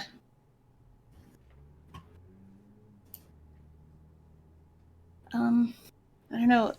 Does anybody saying sound even remotely ideal to you, or like a good solution? Honestly, I think that from the lot of them, waiting is useless. Well, yeah. I'm not sure that bringing back mystery on the scale that they're describing would be sustainable. No. I mean, ages have ended, but I'm not sure that they're going to do it doing that. They might just get themselves found and eaten. Yeah, nobody wants that. Wouldn't recommend it. There's probably some merit to the idea of crossing over, but considering how things are going on this side, I'm not sure they're going to like what they find. Whatever's draining your side is draining mine, and even if they can find what they consider a sweet spot, it doesn't mean that it'll stay. Yeah. And I think you're going to have to get a few different teams playing together. So it's really just a question of whether or not they know it or not. Yeah, that's what I'm thinking. Because it's like they all have a piece of the puzzle, but they don't know how to put it together because they've never seen what a shape looks like before. Doesn't sound like a bad rundown. Like, they need somebody to lay it out for them. Are you volunteering? Oh God, I guess. Oh. It just sounded like I volunteered, didn't it? You're under no obligation, but it sounds like you understand what needs to be done.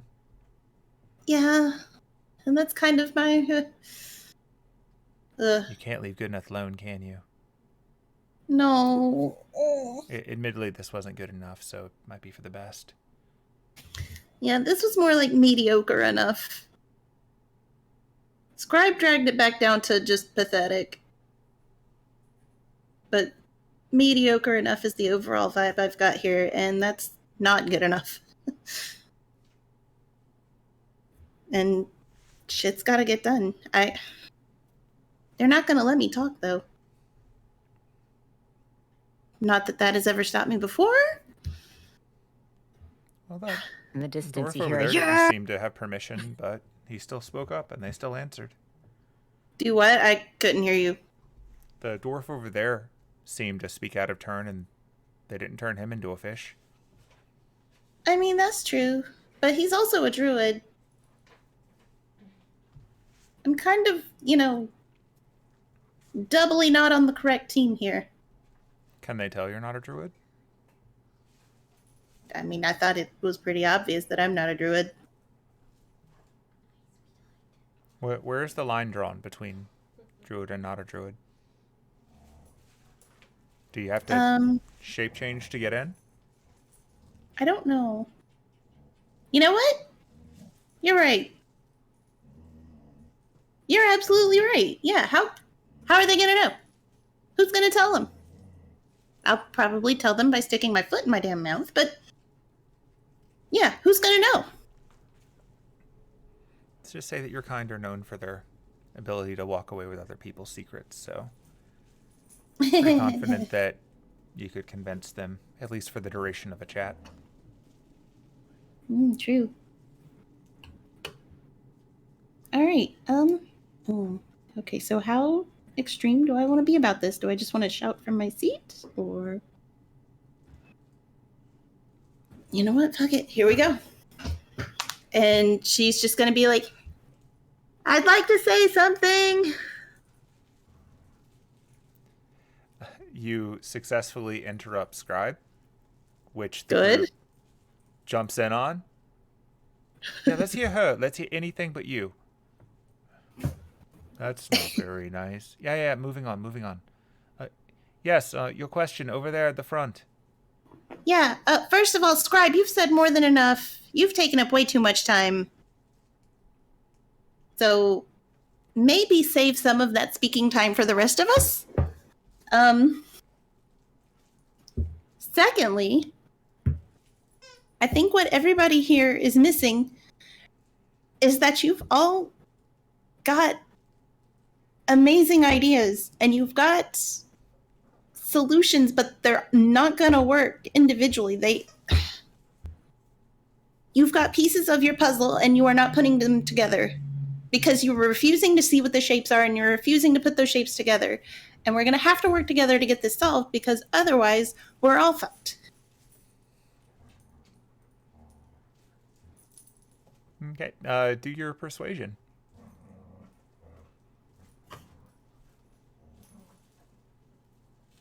Persuasion, where did you go? Oh, there it is. Ugh. It's still a 20. It's still a 20, yeah. And as you start delivering your points, you notice that there are several people in the crowd who were kind of checked out until right now, who started to lean forward and are kind of nodding along with what you're saying. You can see that Alder is nodding in agreement with you. The geyser shaped like a woman in front of you is sort of doing like the slow clap thing to start it. And you're getting some additional cheers from throughout. You can barely hear over the noise of what's going on around you. Damn right. From over in the Fragley direction. Frankly. And yeah, they're all starting to, like, you've got the attention of the room now. Over at the stage, Scribe is starting his rebuttal and the snoring comes back. And as he's trying to deal with the effect there, this leads to Felix chiming back in. You're definitely not wrong, but again, we're all going to have to work together to make this work at all. So, how about it? Are we going to work together? What's going to happen here? At which point, Margaret is going to speak up herself. It's all fine and dandy, but this could be the last chance for some of us to get where we need to go, regardless. Like I said, we'll help you, we'll work with you, but let's be clear, like, we're not we don't have a future here. So we're going to do what we can to help you, but you're going to have to give us something to do. Otherwise, we're getting ready to go. We're packing our bags. May I come up onto the stage with you all?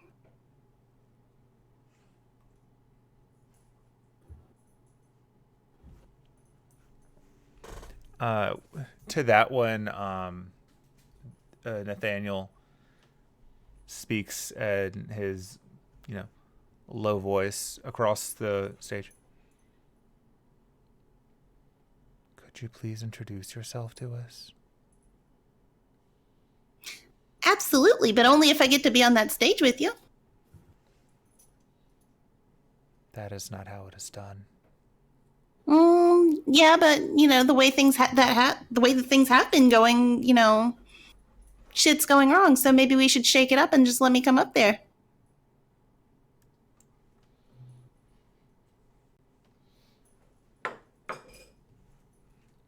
Would anyone vouch for her? At this point, the clouds come back, and as they do, one thing that you notice is that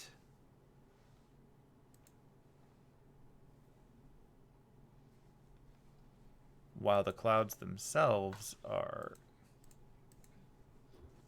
floating overhead, across the entire area,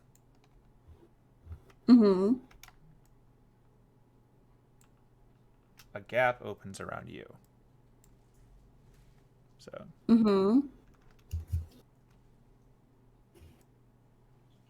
you get the idea. I'm not going to draw it over everything, but Yeah. The clouds have come in, and the sky is opening a little bit above you, giving you more light than the rest of the area has. Spotlight. And the lady in front of you looms up. I'll speak for her, and she speaks for me. I trust you'll allow her to speak now.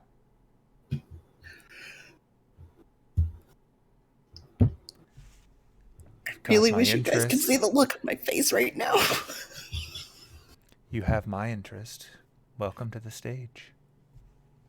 And just for floating's sake, I'm going to turn that off. But know that it's happening. And as you walk forward, the clouds above you are parting so that you have a little spotlight. So let me just say, after out of character, I wish you guys could see the look on my fucking face right now. Anyway, so yeah, we're gonna go on up. All right, I will drag you up if you like. Yep, I'm gonna bring the lady with me if she wants to go. Oh yeah. As you walk forward, the various rangers and paladins get out the way. The sky continues to illuminate specially for you. Woo! And let's just drag everything over here. So there you are. You have walked forward with this floating, somewhat intimidating, yet nonetheless regal and majestic water woman. Is she still in the jar? Is still in the jar. Okay. Yep. She's sort of popped out at kind of like the cliche version of Genie in the Lamp. She's sort of floating above it. As it turns out, though, it's not a very heavy jar for you to move right now because she's lifting it. You're just sort of moving it forward. So now you're up on the stage. They've given you the platform. Cool. About the time you get there, Plant Brigade returns to see this. Yeah, girl! So I'm going to drag them in at the bottom, but I'm not going to move the map. Just know that they're there. How long were we gone for that That is a Penelope good managed to question. get on stage? I'm proud of her. She beat me to it. I'm queen of the druids now, bitches. Well, stand over here, as I am not getting in a chair. I would break said chair. Annis? Oh, go ahead. Sorry, real quick. Yes.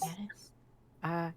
After Penelope, I'll come up the rear. Do you have like any potion or anything to, like help with, speaking in front of people or anything? Or like, I don't know. I don't have a potion, but I've got a spell. Can I have a little bit of that? Oh, sure. And Annis will cast enhance ability. Yeah. Annis will get out a can of liquid courage and hand it to him. I'm not getting him drunk. He's a minor, maybe, I think. I don't know. He's not actually.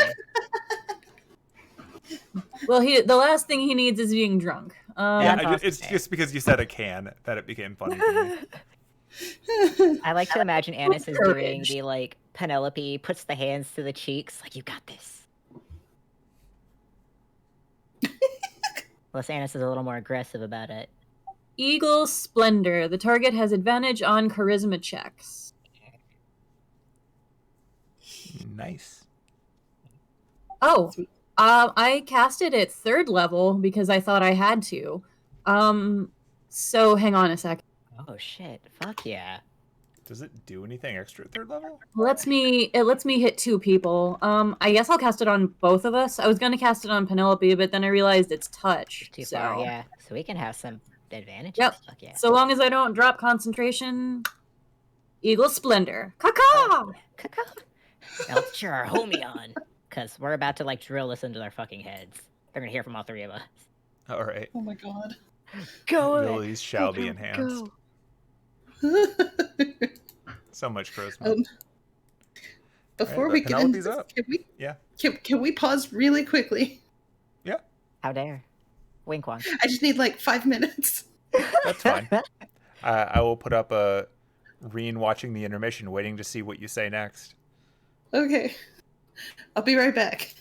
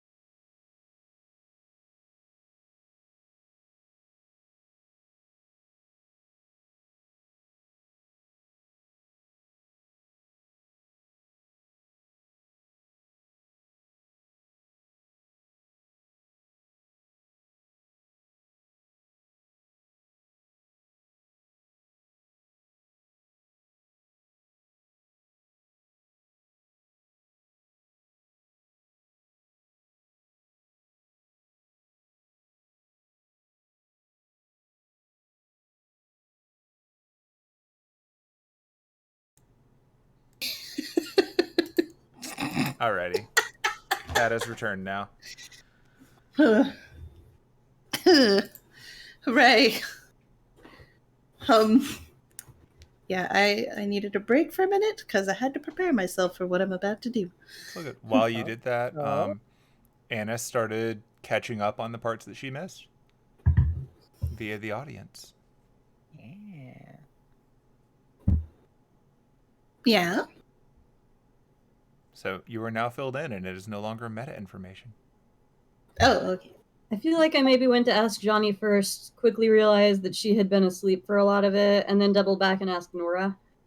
Yeah, so Johni was not very useful for information in the first part, but after the part where Penelope snapped her into attention, she gives remarkably detailed Cliff's Notes. Oh yeah, Penelope's involved, you know. Poor Johnny. Hey, she rolled a nat 20 on that concentration check. Holy shit. She just snapped right in. Whew. She just needed to be properly motivated. Oh, jeez. It'd be like that sometimes.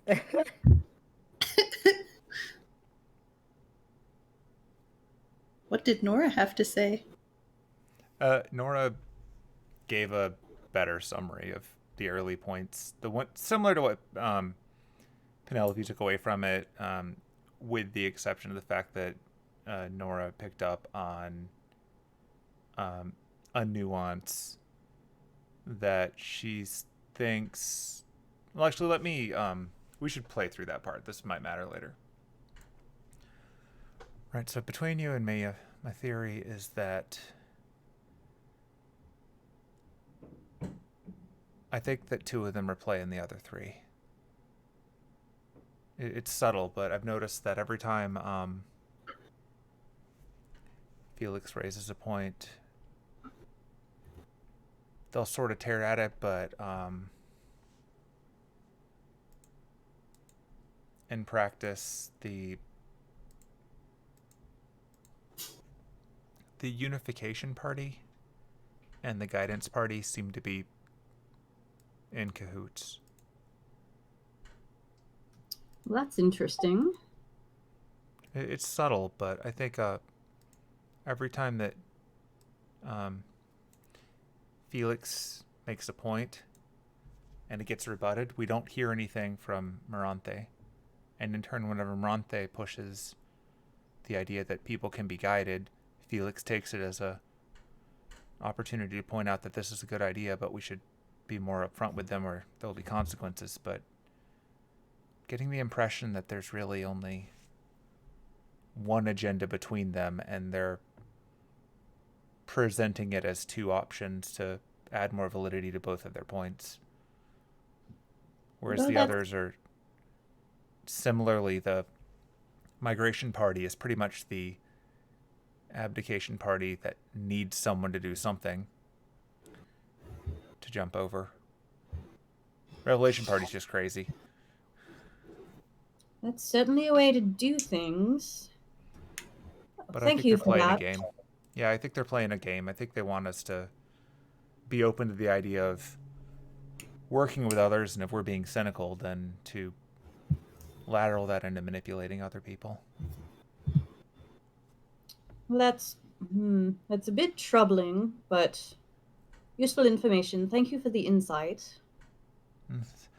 No problem. I see you lost the plant, huh? Yeah, for now. We may need help from you and Grandpap and anyone willing to help us out with something after this meeting. But that'll be after the meeting. Fair enough. As long as I'm not going to be stuck in the clinic for another day, I'm happy to get outside. Right.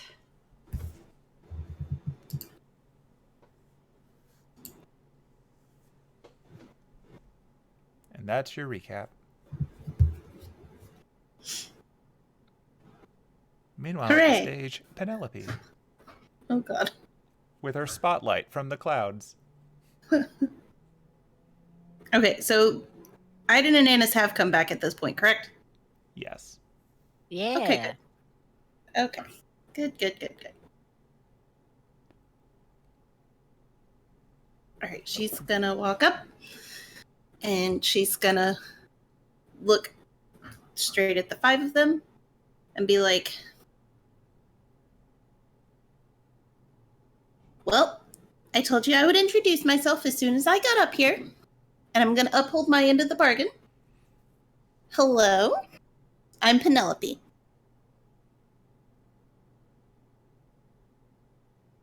You can hear from the far end a turtle voice going, "Hooray!"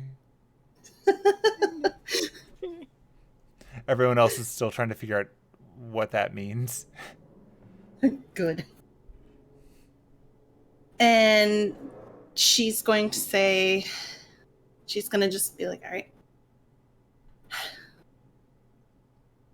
Scribe.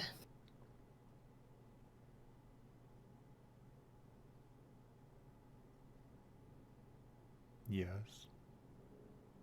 Wow, it even took you 500 years to respond. Goodness. Not used to people that I help out being so rude. Well, I'm not used to people not doing a damn thing to help. Well, actually, no, that's a lie. I am pretty used to that. Scribe, I understand why you... I understand why you feel that it is best to let things run their course. And I understand why you feel that it's best to just let the earth sort itself out and do what it needs to do. And then she steps over to Margaret. Margaret! Yes? Is there any way I can disable the microphone effect? I think For a that's moment. built into the stage. Huh? Oh, it's built into the stage? I believe so. Then I have a question to ask. No, you know what? I'm up here. Might as well do this. Does the name Janet mean anything to you? Roll insight.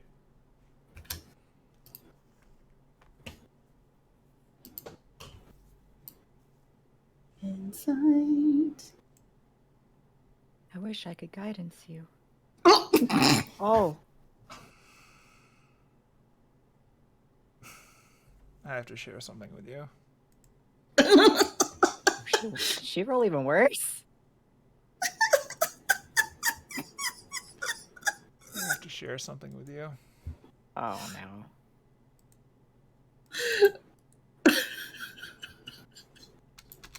And the crowd gasped. Oh my god. Penelope, do you want to let her re-roll a 1? No. Absolutely the fuck God, Let this it be is known I great. don't fudge my rolls. Oh my god. What a timing. So, you know how sometimes in anime when you say, or when a character says something that catches someone else off guard and they do that face where they just go kind of blue and it just goes to line scribbles across where the colors are supposed to be? Yeah. She just sort of made that face at you. She recovered from it pretty quickly, but you caught it. Penelope just winks at her and says, I know what you and your party are about. And then she scoots over to Maranthe. She says, Maranthe.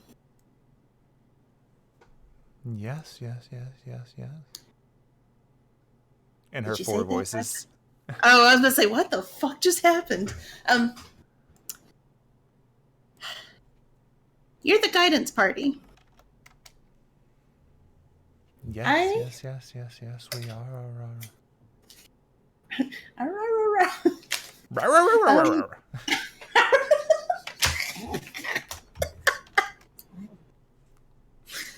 So,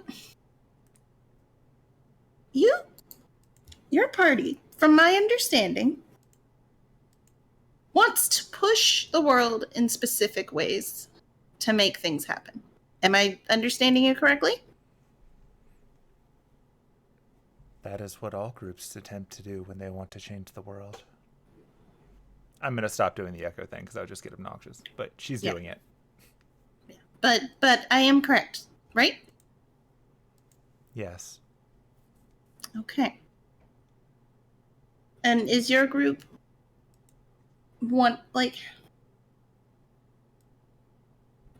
are you willing to let any other groups have any say in how that guidance happens?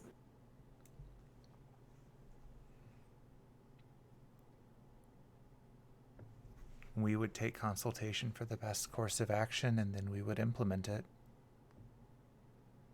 It is too much power for an individual, if that is your concern.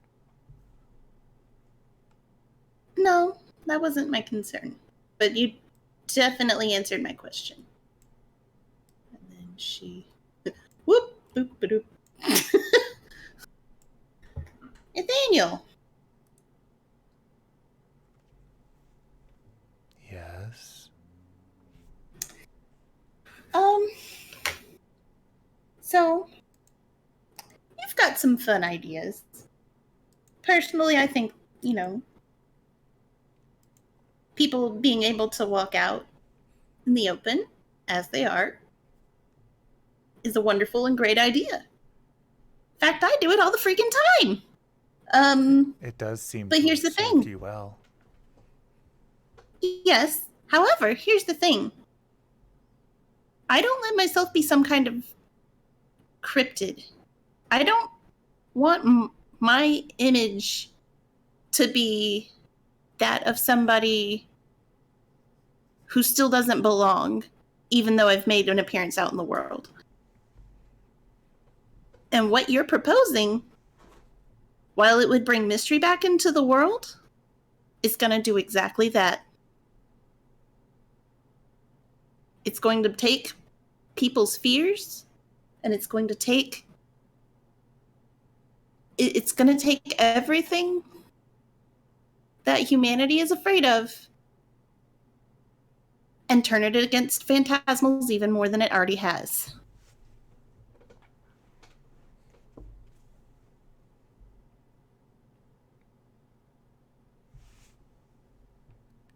As things stand now, humans fear what they don't understand, and they will find every mystery and solve it, and there will be nothing left.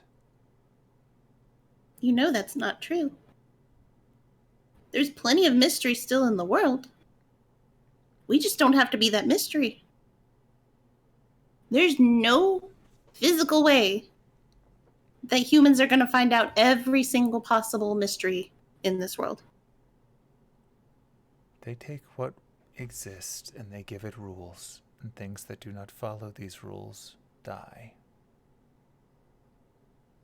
It's what they've done before. It is why things are hard here now. That is true. So we need to limit these rules, cast doubt on these rules, have people dream That and is also wonder. true. So if you know a better way to do it, that will fundamentally shake up their understanding of the world around them, I'm happy to hear it. All right, Felix. Hi there. First of all, where'd you get that phone?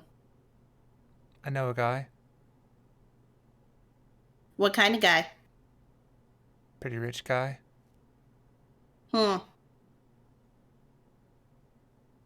What kind of pretty rich guy? Kind of pretty rich guy with phones. So, would you say that you have...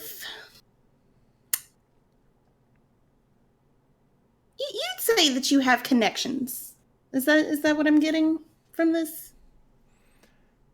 I have connections in various places, and I would like to have the ability to get more than a phone in order to accomplish what we need to do.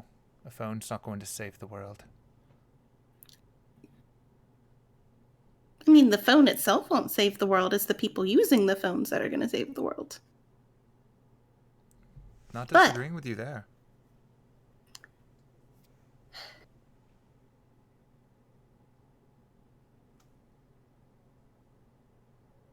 I think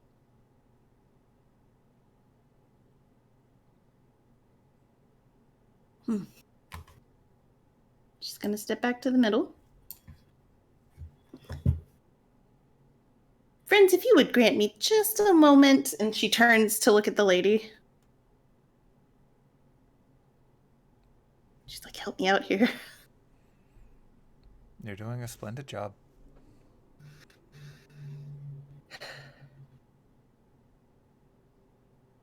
If I say something, there's something I want to say out loud. Are you going to get mad at me for it? I don't know what you're going to say. Do you know Halfling? I do indeed. All right, hold on. I'm just going to type this out. Sure. Because this is what she... Oh, shit, there's a Better start Halflings in the whispering. audience. Fuck. Better start whispering real hard. All right, she's going to whisper this. And hopefully nobody else can fucking hear this. The halflings do. They can hear everything. Oh, fuck, not the trees!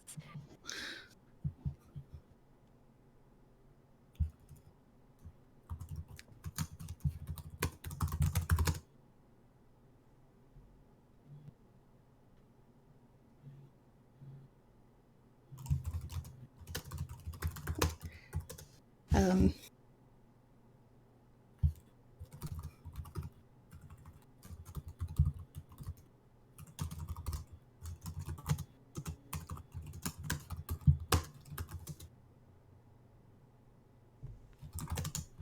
The grand mystery. Okay.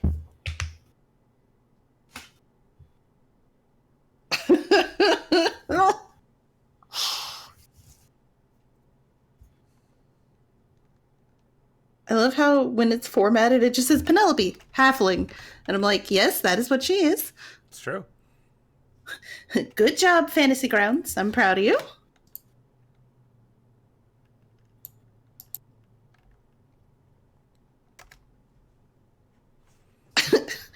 I'm looking on the stream and it just looks like key smashing. Sure does. It's part of the fun.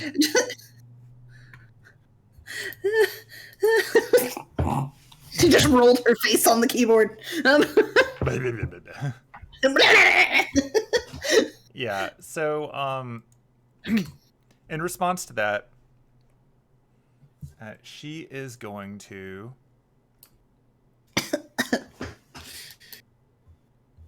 Oh no! swell up into her Giant. geyser, looming above everything. And in a voice that is passing through, like the way sound reverberates when you're in the shower, the Yeah. harmonics carry through the entire area. I am Vivian of the Lake, and this is my emissary. Heed her words. For the moment, she speaks for me. And everyone in the room is quiet. Even Scribe. And then she shrinks back down. So the incident that Penelope is just like, bitch! That's it. That's Scribe. No. Anyway. So, you need to know that what's happening with the bubbles and shit, it's affecting the reverse side too. Everything there is screwed up too. We can't leave these bubbles open. She looks at Margaret. We can't allow things to come through. Looks over at Nathaniel. They have to be shut down. because it's entirely possible that these bubbles are also something fucked up a year ago with the Holy Grail War.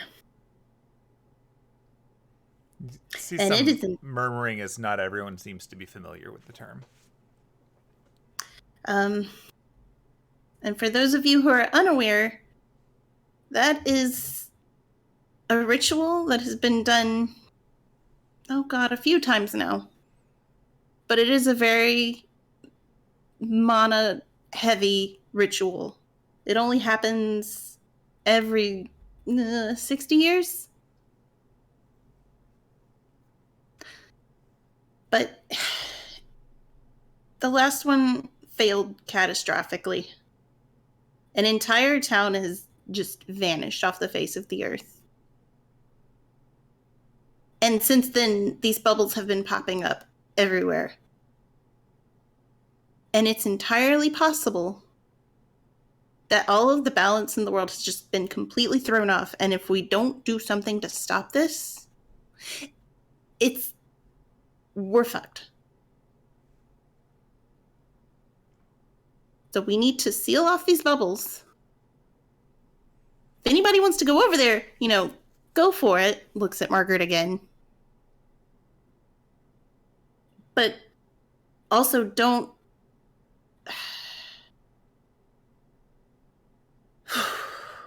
Even if you go over there, the mana is draining just as badly over there. So you might survive for a while, but you're still going to get screwed over. And just doing nothing is going to be even worse this time. It's something that even the Earth itself is struggling with. So what I'm thinking is you all need to take a piece of your puzzles and put them together. You need to stop fighting with one another. You need to stop trying to counter one another. I don't know if any of you are, secretly working together in the background, but all of you need to work together. Scribe, that includes you.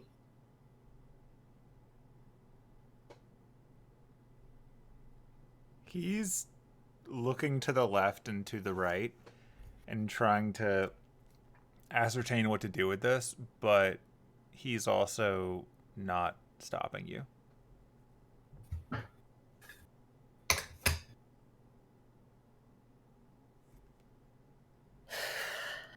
And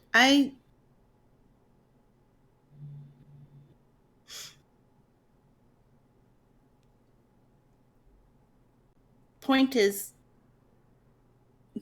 we've got to stop this.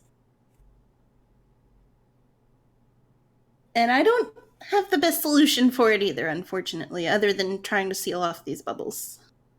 And that's what I've been trying to do.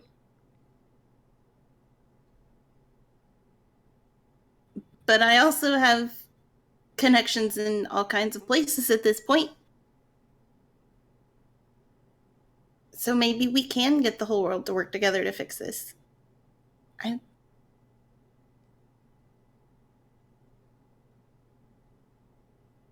She's just... At this point, she's just kind of... She's kind of deflating a little. Okay. Because all of the energy she had going up there to actually talk just kind of started just fading out. So what you can do here is you can do a persuasion check with advantage. And we will see where that takes you.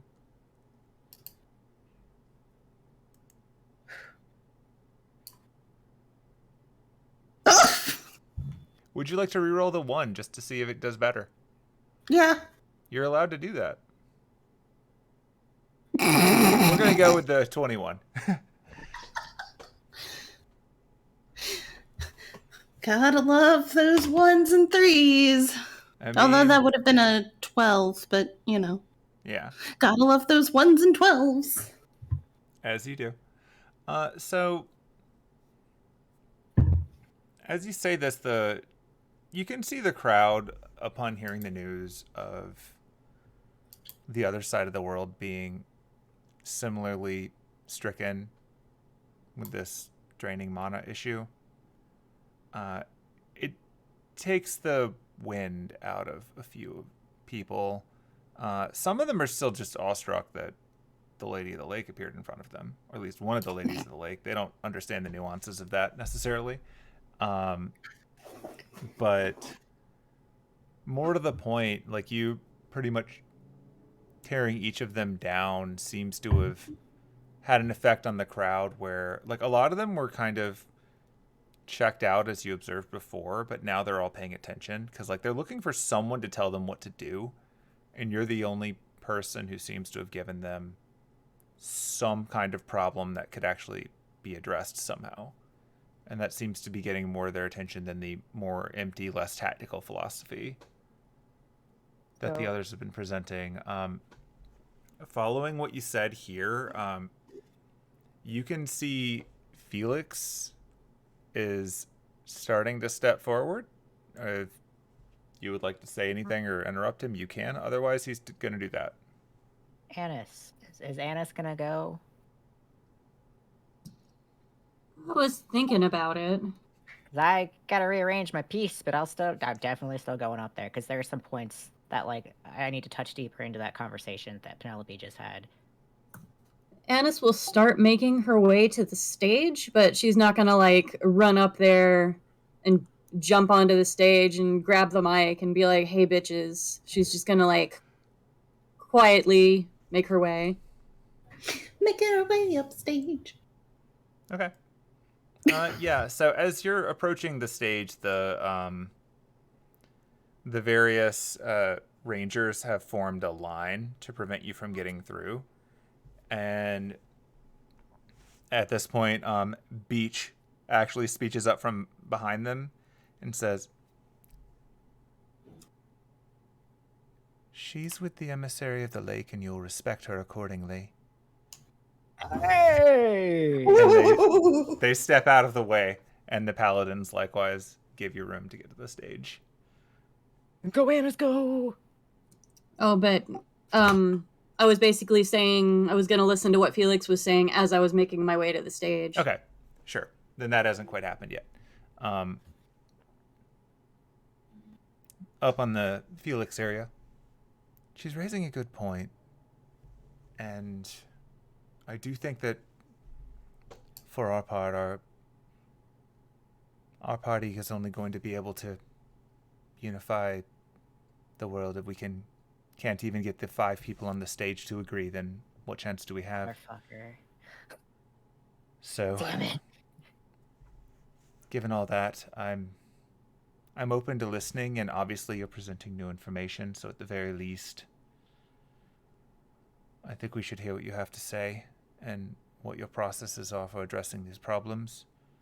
And perhaps we can work out something to that effect. What do the lot of you have to say?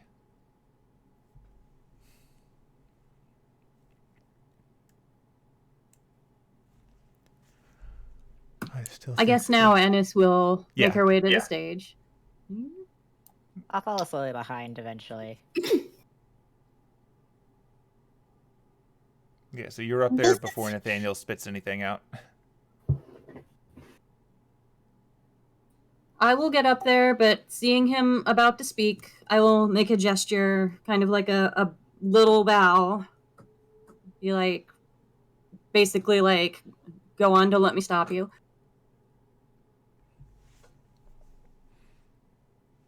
I do feel that there are things that will need to be done on a more fundamental level to make the future sustainable.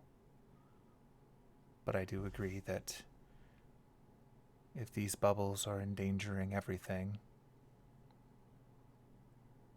then even if we restore mystery, it could still fall apart. I do not wish to live in a house of cards. I too would like to hear what you have to say. And now he nods over in Annis's direction.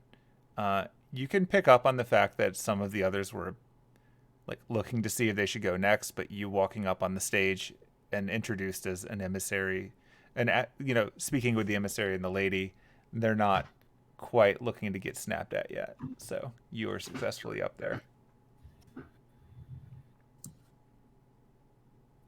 Cool. All right. I switched it over from push to talk. I'm still good? Yep. Yeah. Okay. All right. Well, hello. Many of you know me as Amiss Greenleaf of the Greenleaf family who've been here for a long time. The troublemaker, prodigy, and so on and so forth. Over the past month, I have seen a lot of different things and gotten the chance to see firsthand what happens with these bubbles. And there are a lot of problems with the world, obviously, but we have to remember that this meeting was called to address the problem of the mana, not the problem of the humans making questionable decisions, or, global warming? No, it was called climate change. Or climate change, or any of that, just the mana problem. And Penelope is right. If we don't all work together on this, it's nothing short of a miracle is going to fix that. That being said, I'm sure a lot of people have ideas about what's causing it or how to go about solving it, but those are all contained in different people's heads. They're not sharing the information. We can't expect to solve this without working together and sharing all of our information, so that if one person has an idea of what to do and is just missing a couple pieces of information, that they can get that information so that they can figure out how to solve all this. Doing nothing, surprise, surprise, isn't going to do anything, scribe. Running away is not going to do anything. And bringing back mystery or guiding the humans are big ideas that are going to take a long time, and we don't have a long time. The mana is draining very fast. I don't think we have a lot of time to fix this, so we're going to have to all work together to come up with a solution, and then once that's done, we can all come back here and have another meeting and figure out what we're going to do about climate change and the humans being humans and whatnot.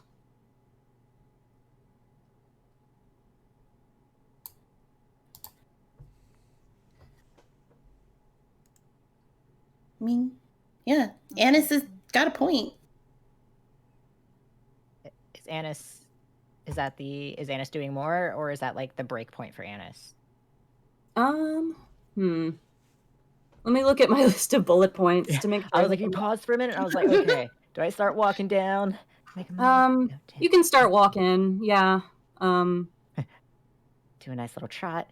Over the last month, I've gotten to see a lot of good people and a lot of bad people from all manner of species and organizations. There are good and bad people in the church, in the Mages Association, at the Atlas Institute, all over. There are people that would work with us and share information with us and not double-cross us, and there are people that are actively trying to work these bubble things to their advantage. And I guess without putting some degree of trust in all of these other groups, we can't hope to possibly all work together. So maybe some pride will have to be swallowed, and maybe some risks might have to be taken. But I truly do think that we can work together with even people like the church and the Mages Association. obviously, we're not all going to hold hands and sing Kumbaya, obviously, but I just implore all of you to have an open mind and maybe think about the best interests of the world, not just Sherwood, not just elves, not just druids. Don't try and think about what this can do for you specifically. Think about fixing the world first, then you can figure out everything else. My point is we need to take action, and we need to work together. Okay. Now you can do the Annis charisma persuasion Woo! roll with advantage Alright. because you have that. Cool. Yeah. Alright, so cast that advantage, charisma, and then I have a guidance? No, I don't have a guidance. No. Could I have you're about guidance to to have myself? Bardic inspiration. I couldn't have guidance to myself. No. Because it's concentration, but that's Yeah. fine. I have advantage, and then I have inspiration, you said? Yeah, I'm about to give you inspiration. Is that a D6? Yeah? D8. Okay. D8. Yeah. It's been so long. Okay. She's just gonna like put her hand on Annis's hand and be like, "You've got this. Remember, you're a boss ass bitch." Go squad, go! Persuasion. Oh plus shit! inspiration. Nice. Ooh, Oh, 25. that's a Let's go. spicy inspiration. Fuck yeah. Okay, so yeah, you being someone that they know, don't have to really introduce yourself to these people. Like, you have been known for a bit to a lot of them. You are local, and honestly, it's kind of messed up, but as a half elf, you're a little bit closer to a lot of the elves present, which does matter to them. But more to the point, you are speaking truth to power, and you're bringing focus to a very meandering event, which is being appreciated. And after saying what you said, Maranthe steps forward. You are right that we must work with groups across many organizations to do what must be done. And it sounds like you've got more experience with that than most. I would hear what you have to say. Sorry, what? She says she would hear what you have to say. I mean, I wouldn't say I have more than most. I've just gone out into the world recently and gotten the chance to meet a lot of very interesting people. And here she'll glance over at the lot of Lucretia, Derek, Johni. Make him away upstage, walking fast. You've been out in the world and you've I'm home. brought back much help, it seems. So while my objectives have not changed, the information that's been brought forward is definitely worth consideration. I would not send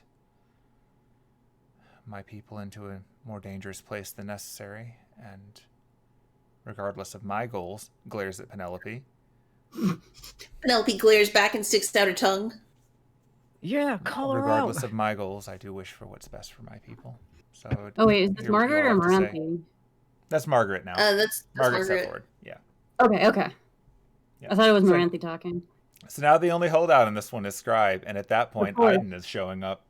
Oh, yeah, I'm gonna let this man speak. That's right. If he goes to open his mouth, he's like, "All right, Beach. All right, time to let me through. Thanks. Have a good day." Are you actually just muscling your way through? Oh, absolutely. He's just like, "Have a Oh, good okay. Hold day." on then. Hold on. You get to play bouncer game. Oh yeah. This is what he wants to do. Oh yeah. I've like he knows he wants an excuse. Do your He's athletics giving us check. some We're fun. gonna have the bouncer fun. Oh fuck yeah. He's probably gonna whoop my ass, but he's like, why not? Let's give him some action today. He's been listening to nothing but like Mhm. boring stuff. You said athletics? Yep. Are you fighting both Beach and Montgomery? No, just Montgomery. 13. Not Montgomery. I was talking to Beach. Oh, Yeah, God, I well, wanna fight Montgomery's the one who wants to be a bouncer. Oh shit. Oh, then he winks to Montgomery. He's like, all right, let's play this up.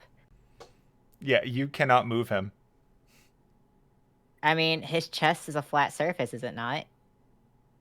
No. Deliciously He thick. is very It's a muscular. toy. Oh my god. All right, Montgomery. Wink, wink. I'm gonna need you to let me through now. As exciting as that is, I do have a job. Penelope. Penelope just kind of sighs and she's like, she looks at Vivian like, should I let him up? I mean, it's that or I start shouting. You're the emissary. You may choose your own comrades on the stage.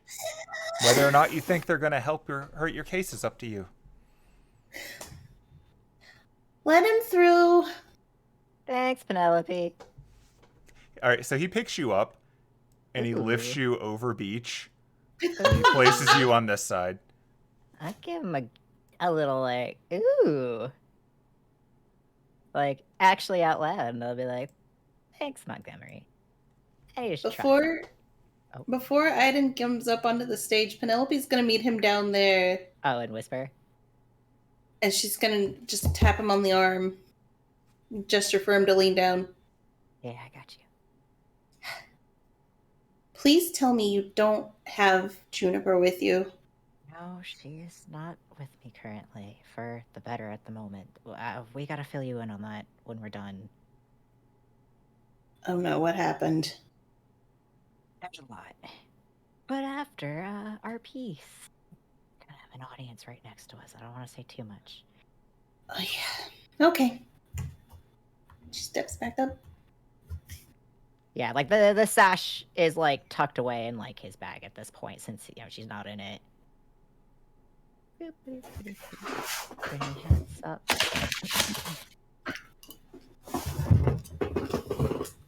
Nice to meet all of you.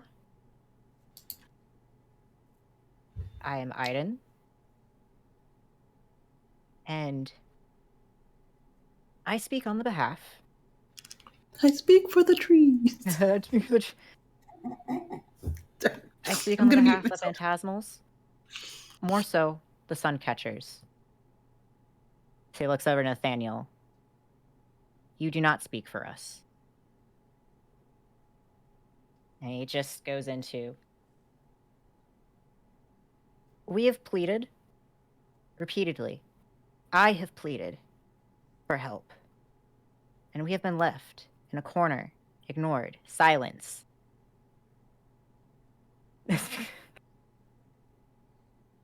And only today, after how many meetings, were my people able to even show up? To join in this conversation that doesn't include just druids, but all phantasmals that are being affected by this monodrain. You all paint villains in black and white, and have really leaned into the humans are the problem.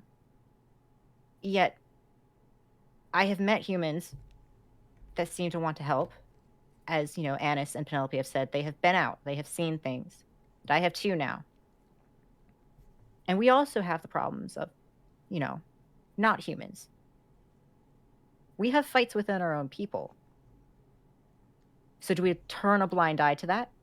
But only the humans get the scorn? And what about the humans that are druids here?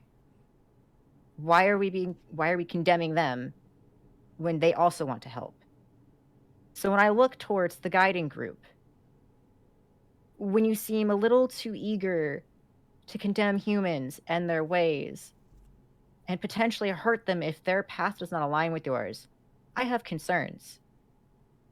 But I do agree that guiding needs to happen for everybody. And I do agree that information needs to be shared. But this is where my problem with you all lies. You bicker within yourselves and saying your way is the only way. And as my comrades have pointed out, quite clearly, it needs to be together. And a proposal for that is a council. Not just you all, but others as well outside the druid community from different parts of this world, so we can pass information and know what's going on.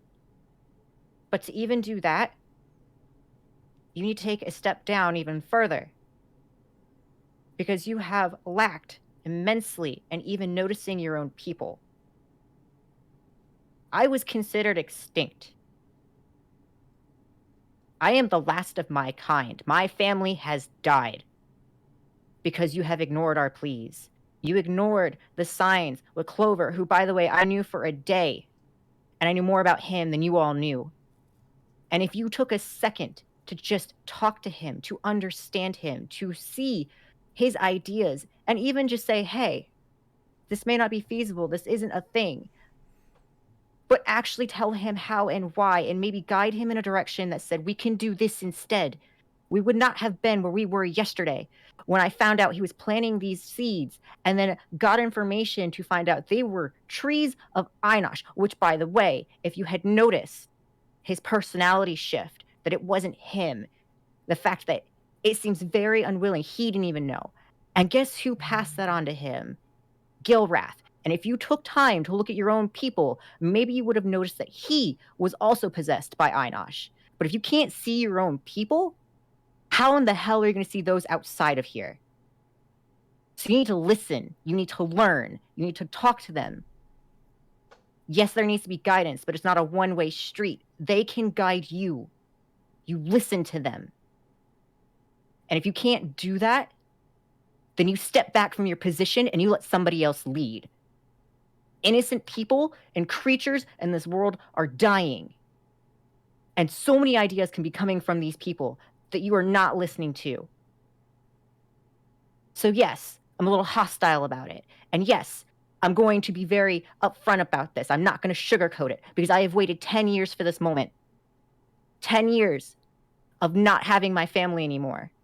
10 years of trying to get somebody to answer me, being pushed into the dark, the fact that I had to sneak in here to even get my way. So you're going to listen because apparently I am your lord and you're going to respect that title. So, a council. You can guide it, Maranth, but you need people with you. You're not going to be making the sole decision. It will be a vote, so it is fair and not one choice goes through that could potentially harm others. Nathaniel, you can come up with ideas within this council. The other heads can sit there and tweak it and fine-tune it so it also does not endanger others around us, because when you are messing with our lives, you are messing with my family and my people. And I am not going to let you do that. Penelope is a fine example of what can be done. And you can take to her for ideas. Margaret, you are not going to lead people into an impeding doom, a one-way portal. My family seems to think that you have answers, and you're not going to blindly guide them to their deaths. I will not watch it again. And Scribe, for the love of God, do something, because I'm tired. I'm tired of you not doing anything, and the fact that you were the one that most likely kept my people at bay. I'm going to be real. You're the oldest one here. So it makes sense. Fucking do something. And if you try to stop me, let it be known that I will not be stopped. I am going to do something. I'm going to help them. And he points to Penelope and Annis. And we're going to fix this, because obviously you guys have nothing better to do than to fight amongst yourself about the same damn thing. And he looks back to his family. And he takes out that stone that he's been fiddling with, that he's been sharpening. And he takes his braid and cuts it off entirely and lifts it up. We stand united or we fall. And get a picture in the chat.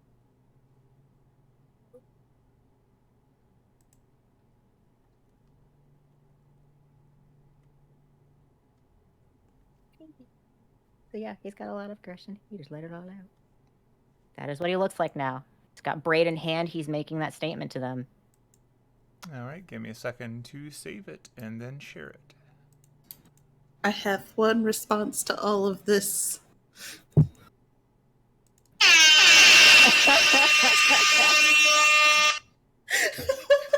I'm using that inspiration. I meant to say that I guidance myself, but I was in the middle of a speech, and I have advantage with Eagle Splendor, so, he's going on out. Oh, and by the way, when he lifts that braid up, I want you to know that I'm going to spend a channel, and he flares out. And so now they can see, because he's being extra, they can see the shimmering of the other side behind him as it whirs into view.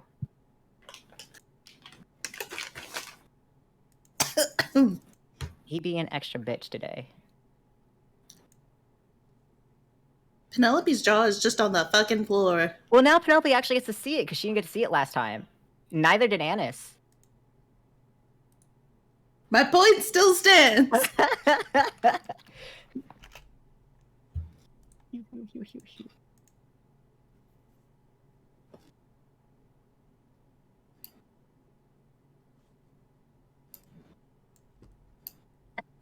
He was like, "I speak for the trees." I can't get over that. Oh, He's about to go rough somebody up. he's literally ready to throw hands. Like, Okay. So you can do your persuasion roll. persuasion. Oh, and I gotta do advantage. Uh-huh. And I'm using that inspiration and the guidance. How much inspiration do I gotta? You're talking about the inspiration that you got last session? From Lucretia. Oh, from Lucretia. Yeah, shit. Motherfucker. You want to So- throw a roll that bardic one. inspiration in there too? Good thing for you. Her inspiration is not bardic inspiration, so you get to roll a third d20 for super advantage. Yeah. Can I also have a reroll on that one? Penelope can let you reroll if she wants to. I'm gonna let you reroll the one. I'm also gonna give you bardic inspiration because Penelope is just like jaw on the floor, like slow God clapping. fucking damn it! All right. I mean, do it's your better than last a one. d20. You've got one more. What the fuck? Wow. Wow. No. So 11 is the my best highest, roll that you had in 13. that whole pile was She's a angry. 6, wasn't it? It's the Yeah. 11. Yeah, no. That 11 was your athletics check. Oh. Jesus So Christ. basically you've got a 9 plus you've got a D8 bardic inspiration that I just threw at you. 8 plus my D4. God fucking damn it. He's angry. Okay. So So you got Where's 13. no? Because I have my persuasion has a +3. Why Yeah. isn't that in my normal Because you just rolls? rolled a D20. no, it What says the you've fuck? rolled persuasion with proficiency. It's adding the +3 to the first one. You were just doing the rerolls for the d20s. So you've got off that roll that you did before, you rolled a 5, which got the +3 added. The biggest d20 roll you got was a 6, so that puts you at 9. I hate everything.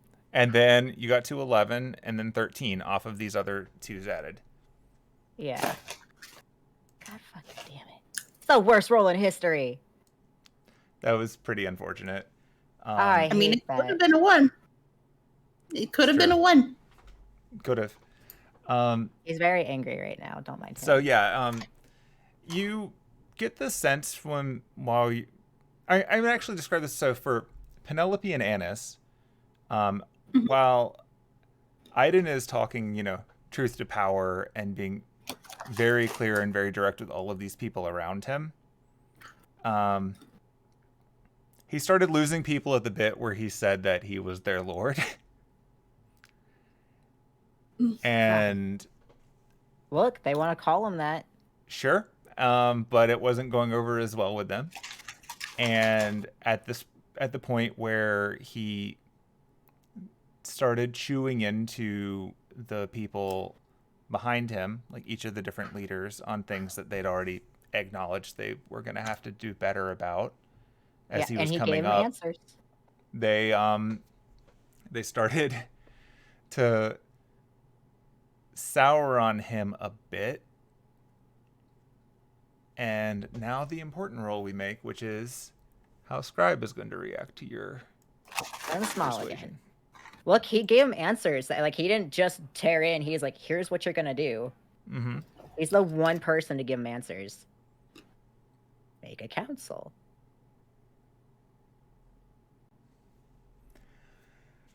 Okay, so given that, Woo! Get get tiny orders. to roll some stuff. This rule's really killing me inside. I'm a weep later.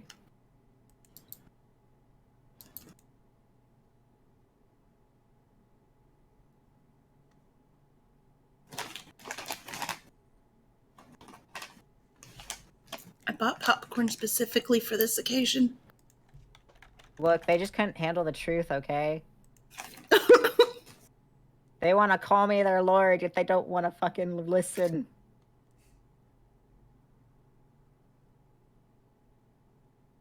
Whee. Okay. So... I'll never be okay from this. Never. So at this point, Scribe is going to step forward to behind Penelope in line with the rest of them.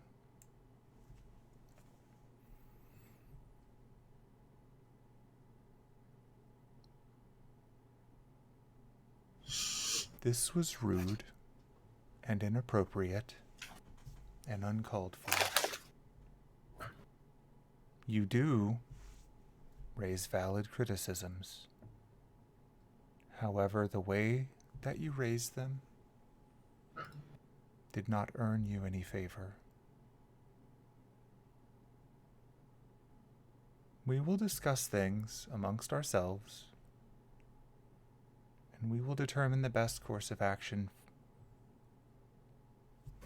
But until you learn diplomacy, I'm afraid we will take your words, but not your presence for these discussions. And then he points over to you, Aiden. Here we go. It's time to be small. He's casting a spell, and I rolled your save already. Oh. And you continued your trend of rolling really badly on d20s. God fucking damn it. Tonight is not the night. Not for Aiden, unfortunately. No, it's so upsetting. And so Aiden is turned into an actual horse. Ooh. For the moment. Oh yeah, he's about to regret that. And as an actual horse, you, through the effects of polymorph, will behave as a horse for the duration. But I hear it. Which robs you of the ability to make Aiden decisions because you are now just a horse. An angry horse. You can be an angry horse, but you are unfortunately a horse for right now. Can Penelope do something? What would Penelope like to do? I might regret this later. She's going to step up to Scribe and make eye contact with him. Okay. And she's going to be like, change him back now. Yeah. And Okay. she's going to use her Mystic Eyes. Oh Okay. shit. All right. Oh shit. Homie went hard for me. Yup. I will die for Penelope. I was going to do that anyways, All right. but I die for Penelope. Oh. You targeted yourself, but that's okay Oh. because he's just a token on the screen. We'll go with the roll. We're gonna go with the roll. He has to make a save. Yep. All right.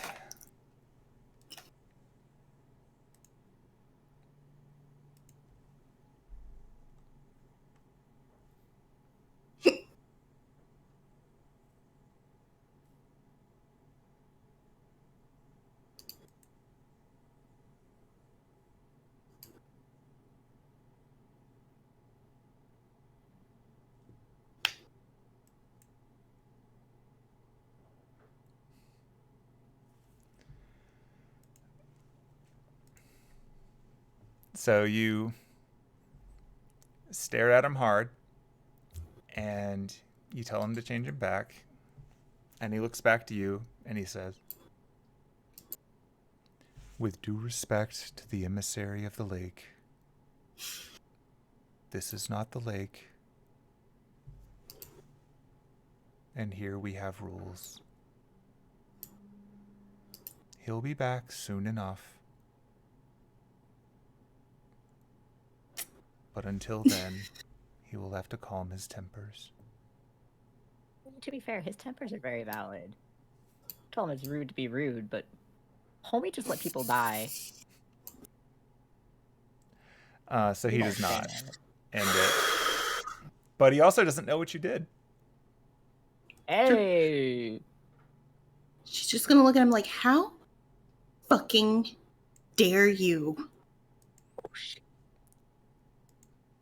And in the interest of fairness, here are his 2 rolls.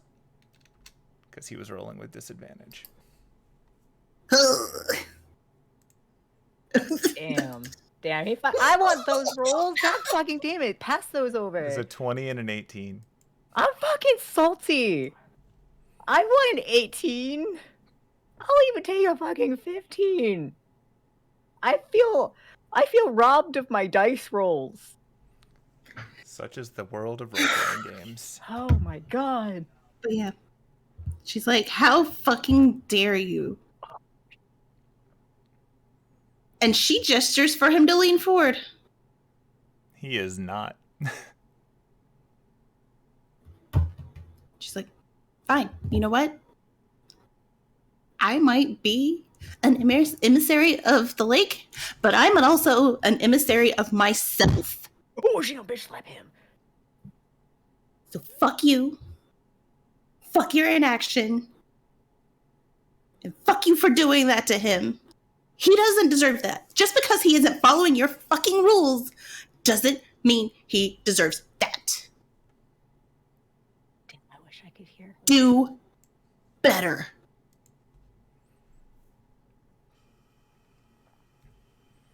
Okay, roll intimidation. All right. I need more O reactions.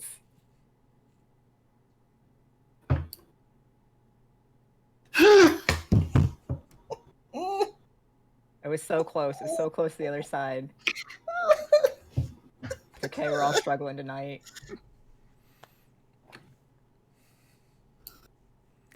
So at this point, he's gonna looking over Penelope at the gathered people. We're going to have a recess and discuss this new information with our guests. We'll reunite here in 1 hour's time and share our verdict of our next course of action. And with that, the group steps back a minute. And Someone guide him to. Someone Hey, guide scribe! Hey, scribe! He's ignoring you While at this you're- point. Fine. Anyone else who wants to fucking listen to me while you guys are discussing things in your little council, maybe discuss how there's a fucking grail war about to happen because of all this shit.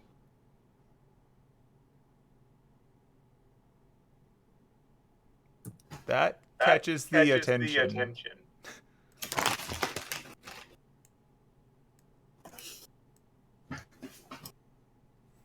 Well, I want to hear what she has to say. This is quite I mean, noteworthy. I said it. I said it. There's a fucking grail war. That's about to happen. They've already got the wheels in motion. We can't stop it at this point.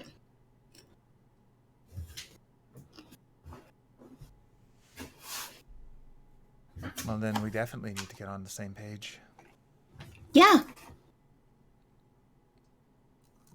And just know that regardless of what anyone on this stage or in this audience decides to do, I, for one, am going to do everything in my fucking ability to fix this. So either you have me on your side or you don't.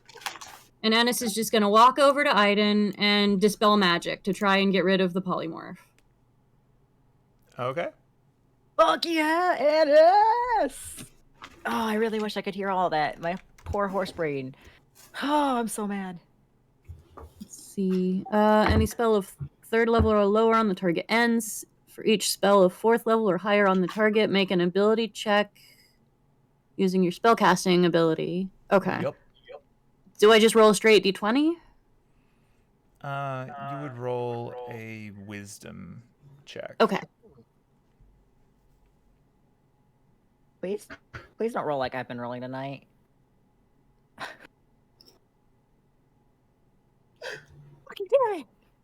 Sorry. Unfortunately, that's not enough to break through it. But you can speak to me. I'm just saying. Speak to animals.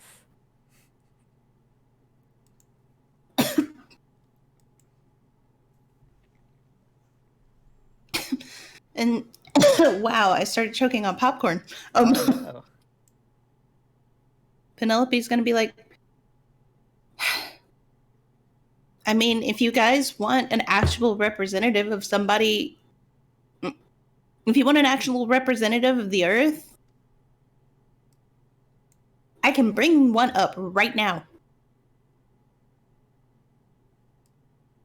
You can hear a strange water-filtered whistling behind you.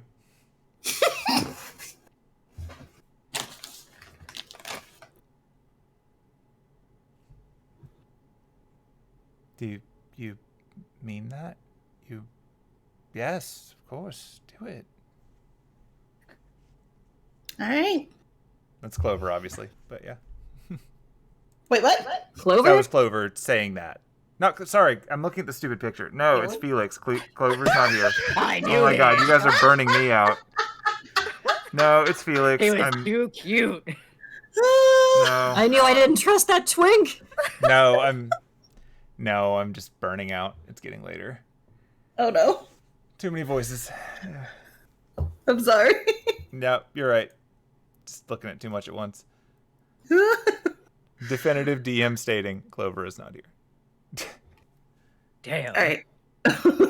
Well, then Penelope is gonna go up to the edge of the stage and she's gonna be like,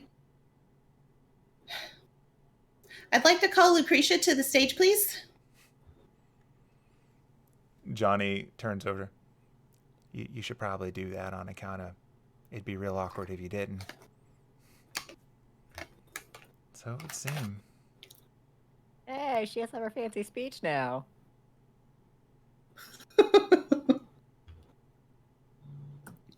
So Ennis is gonna cast Speak with Animals and just convince Aiden, poor horse brain Aiden, to come down off the stage.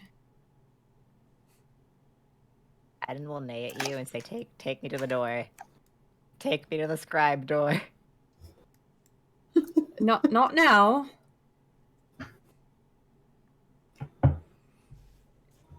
She's gonna placate him with some sugar cubes. Aw, damn. You know him too well.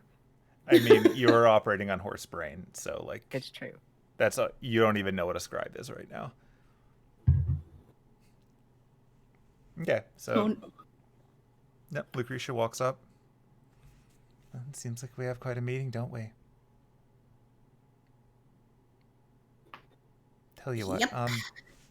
Annis, could you bring him back up here? I think we're gonna have a meeting of our own. Oh, all right. Take me up there. Yes. And at this point, No, don't drink the lady. No! Okay. No! Penelope He's just a horse. smacks horse Aiden. Like, stop it. Stop it. Like he No. can't help himself. She's gonna pop him on the nose. He does a sad whinny. Don't drink the lady. I wish he could understand you. And is tell him not to drink the lady. Yeah, Aiden, why don't you stand where I'm standing? Clap, clap. Also, what is happening? She said it's Yeah. nighttime now. so once you're up on the stage, the area immediately around the lot of you grows darker, and you can see stars in the sky above. Cool. And you can experience a few things happening at once. Aiden, you turn back into Aiden, Yeah. And fuck you, scribe.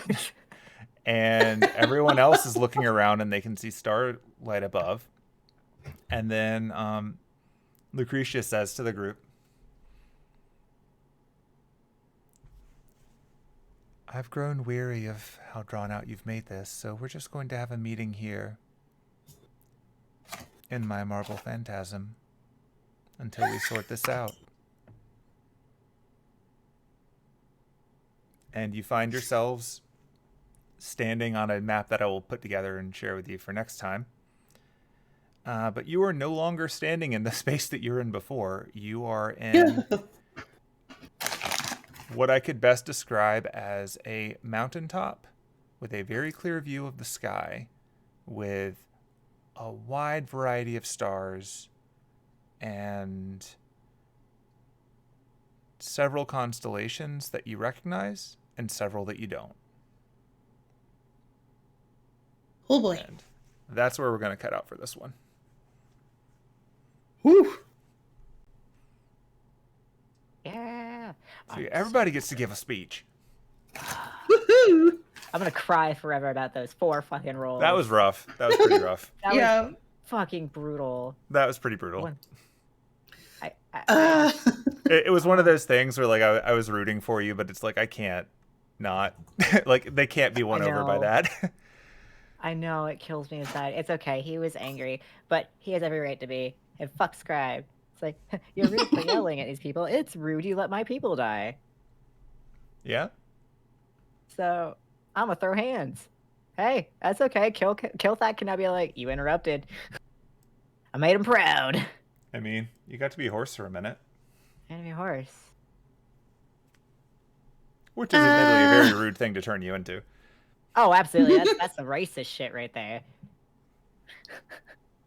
Yeah, You kind of... He's had people laying into him for a few hours now.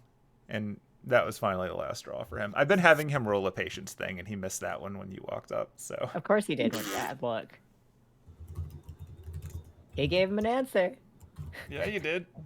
He was like, Okay, "You may well, not this like is something that we'll get to pick up later on, and you'll get to see what the rules for Marble Phantasms are. So, But yeah, I'm excited for that. remember everyone, a Marble Phantasm is not a Noble Phantasm. They are different. Type Moon is just not creative when it comes to naming this crap. But I feel like all the phantasms. I'll hoard the phantasms. Nor is it a Carnival Phantasm.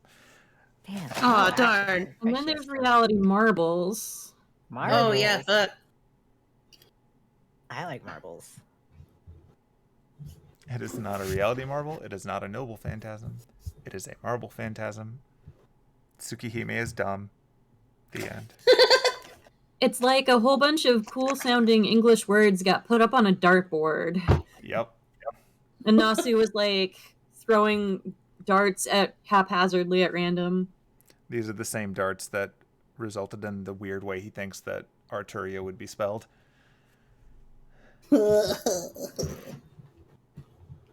But that'll be enough for now. We will pick up in a week's time, I think. Go team. Yeah. Yeah. Yeah. Good night, Internet. Good night. Good night, Internet.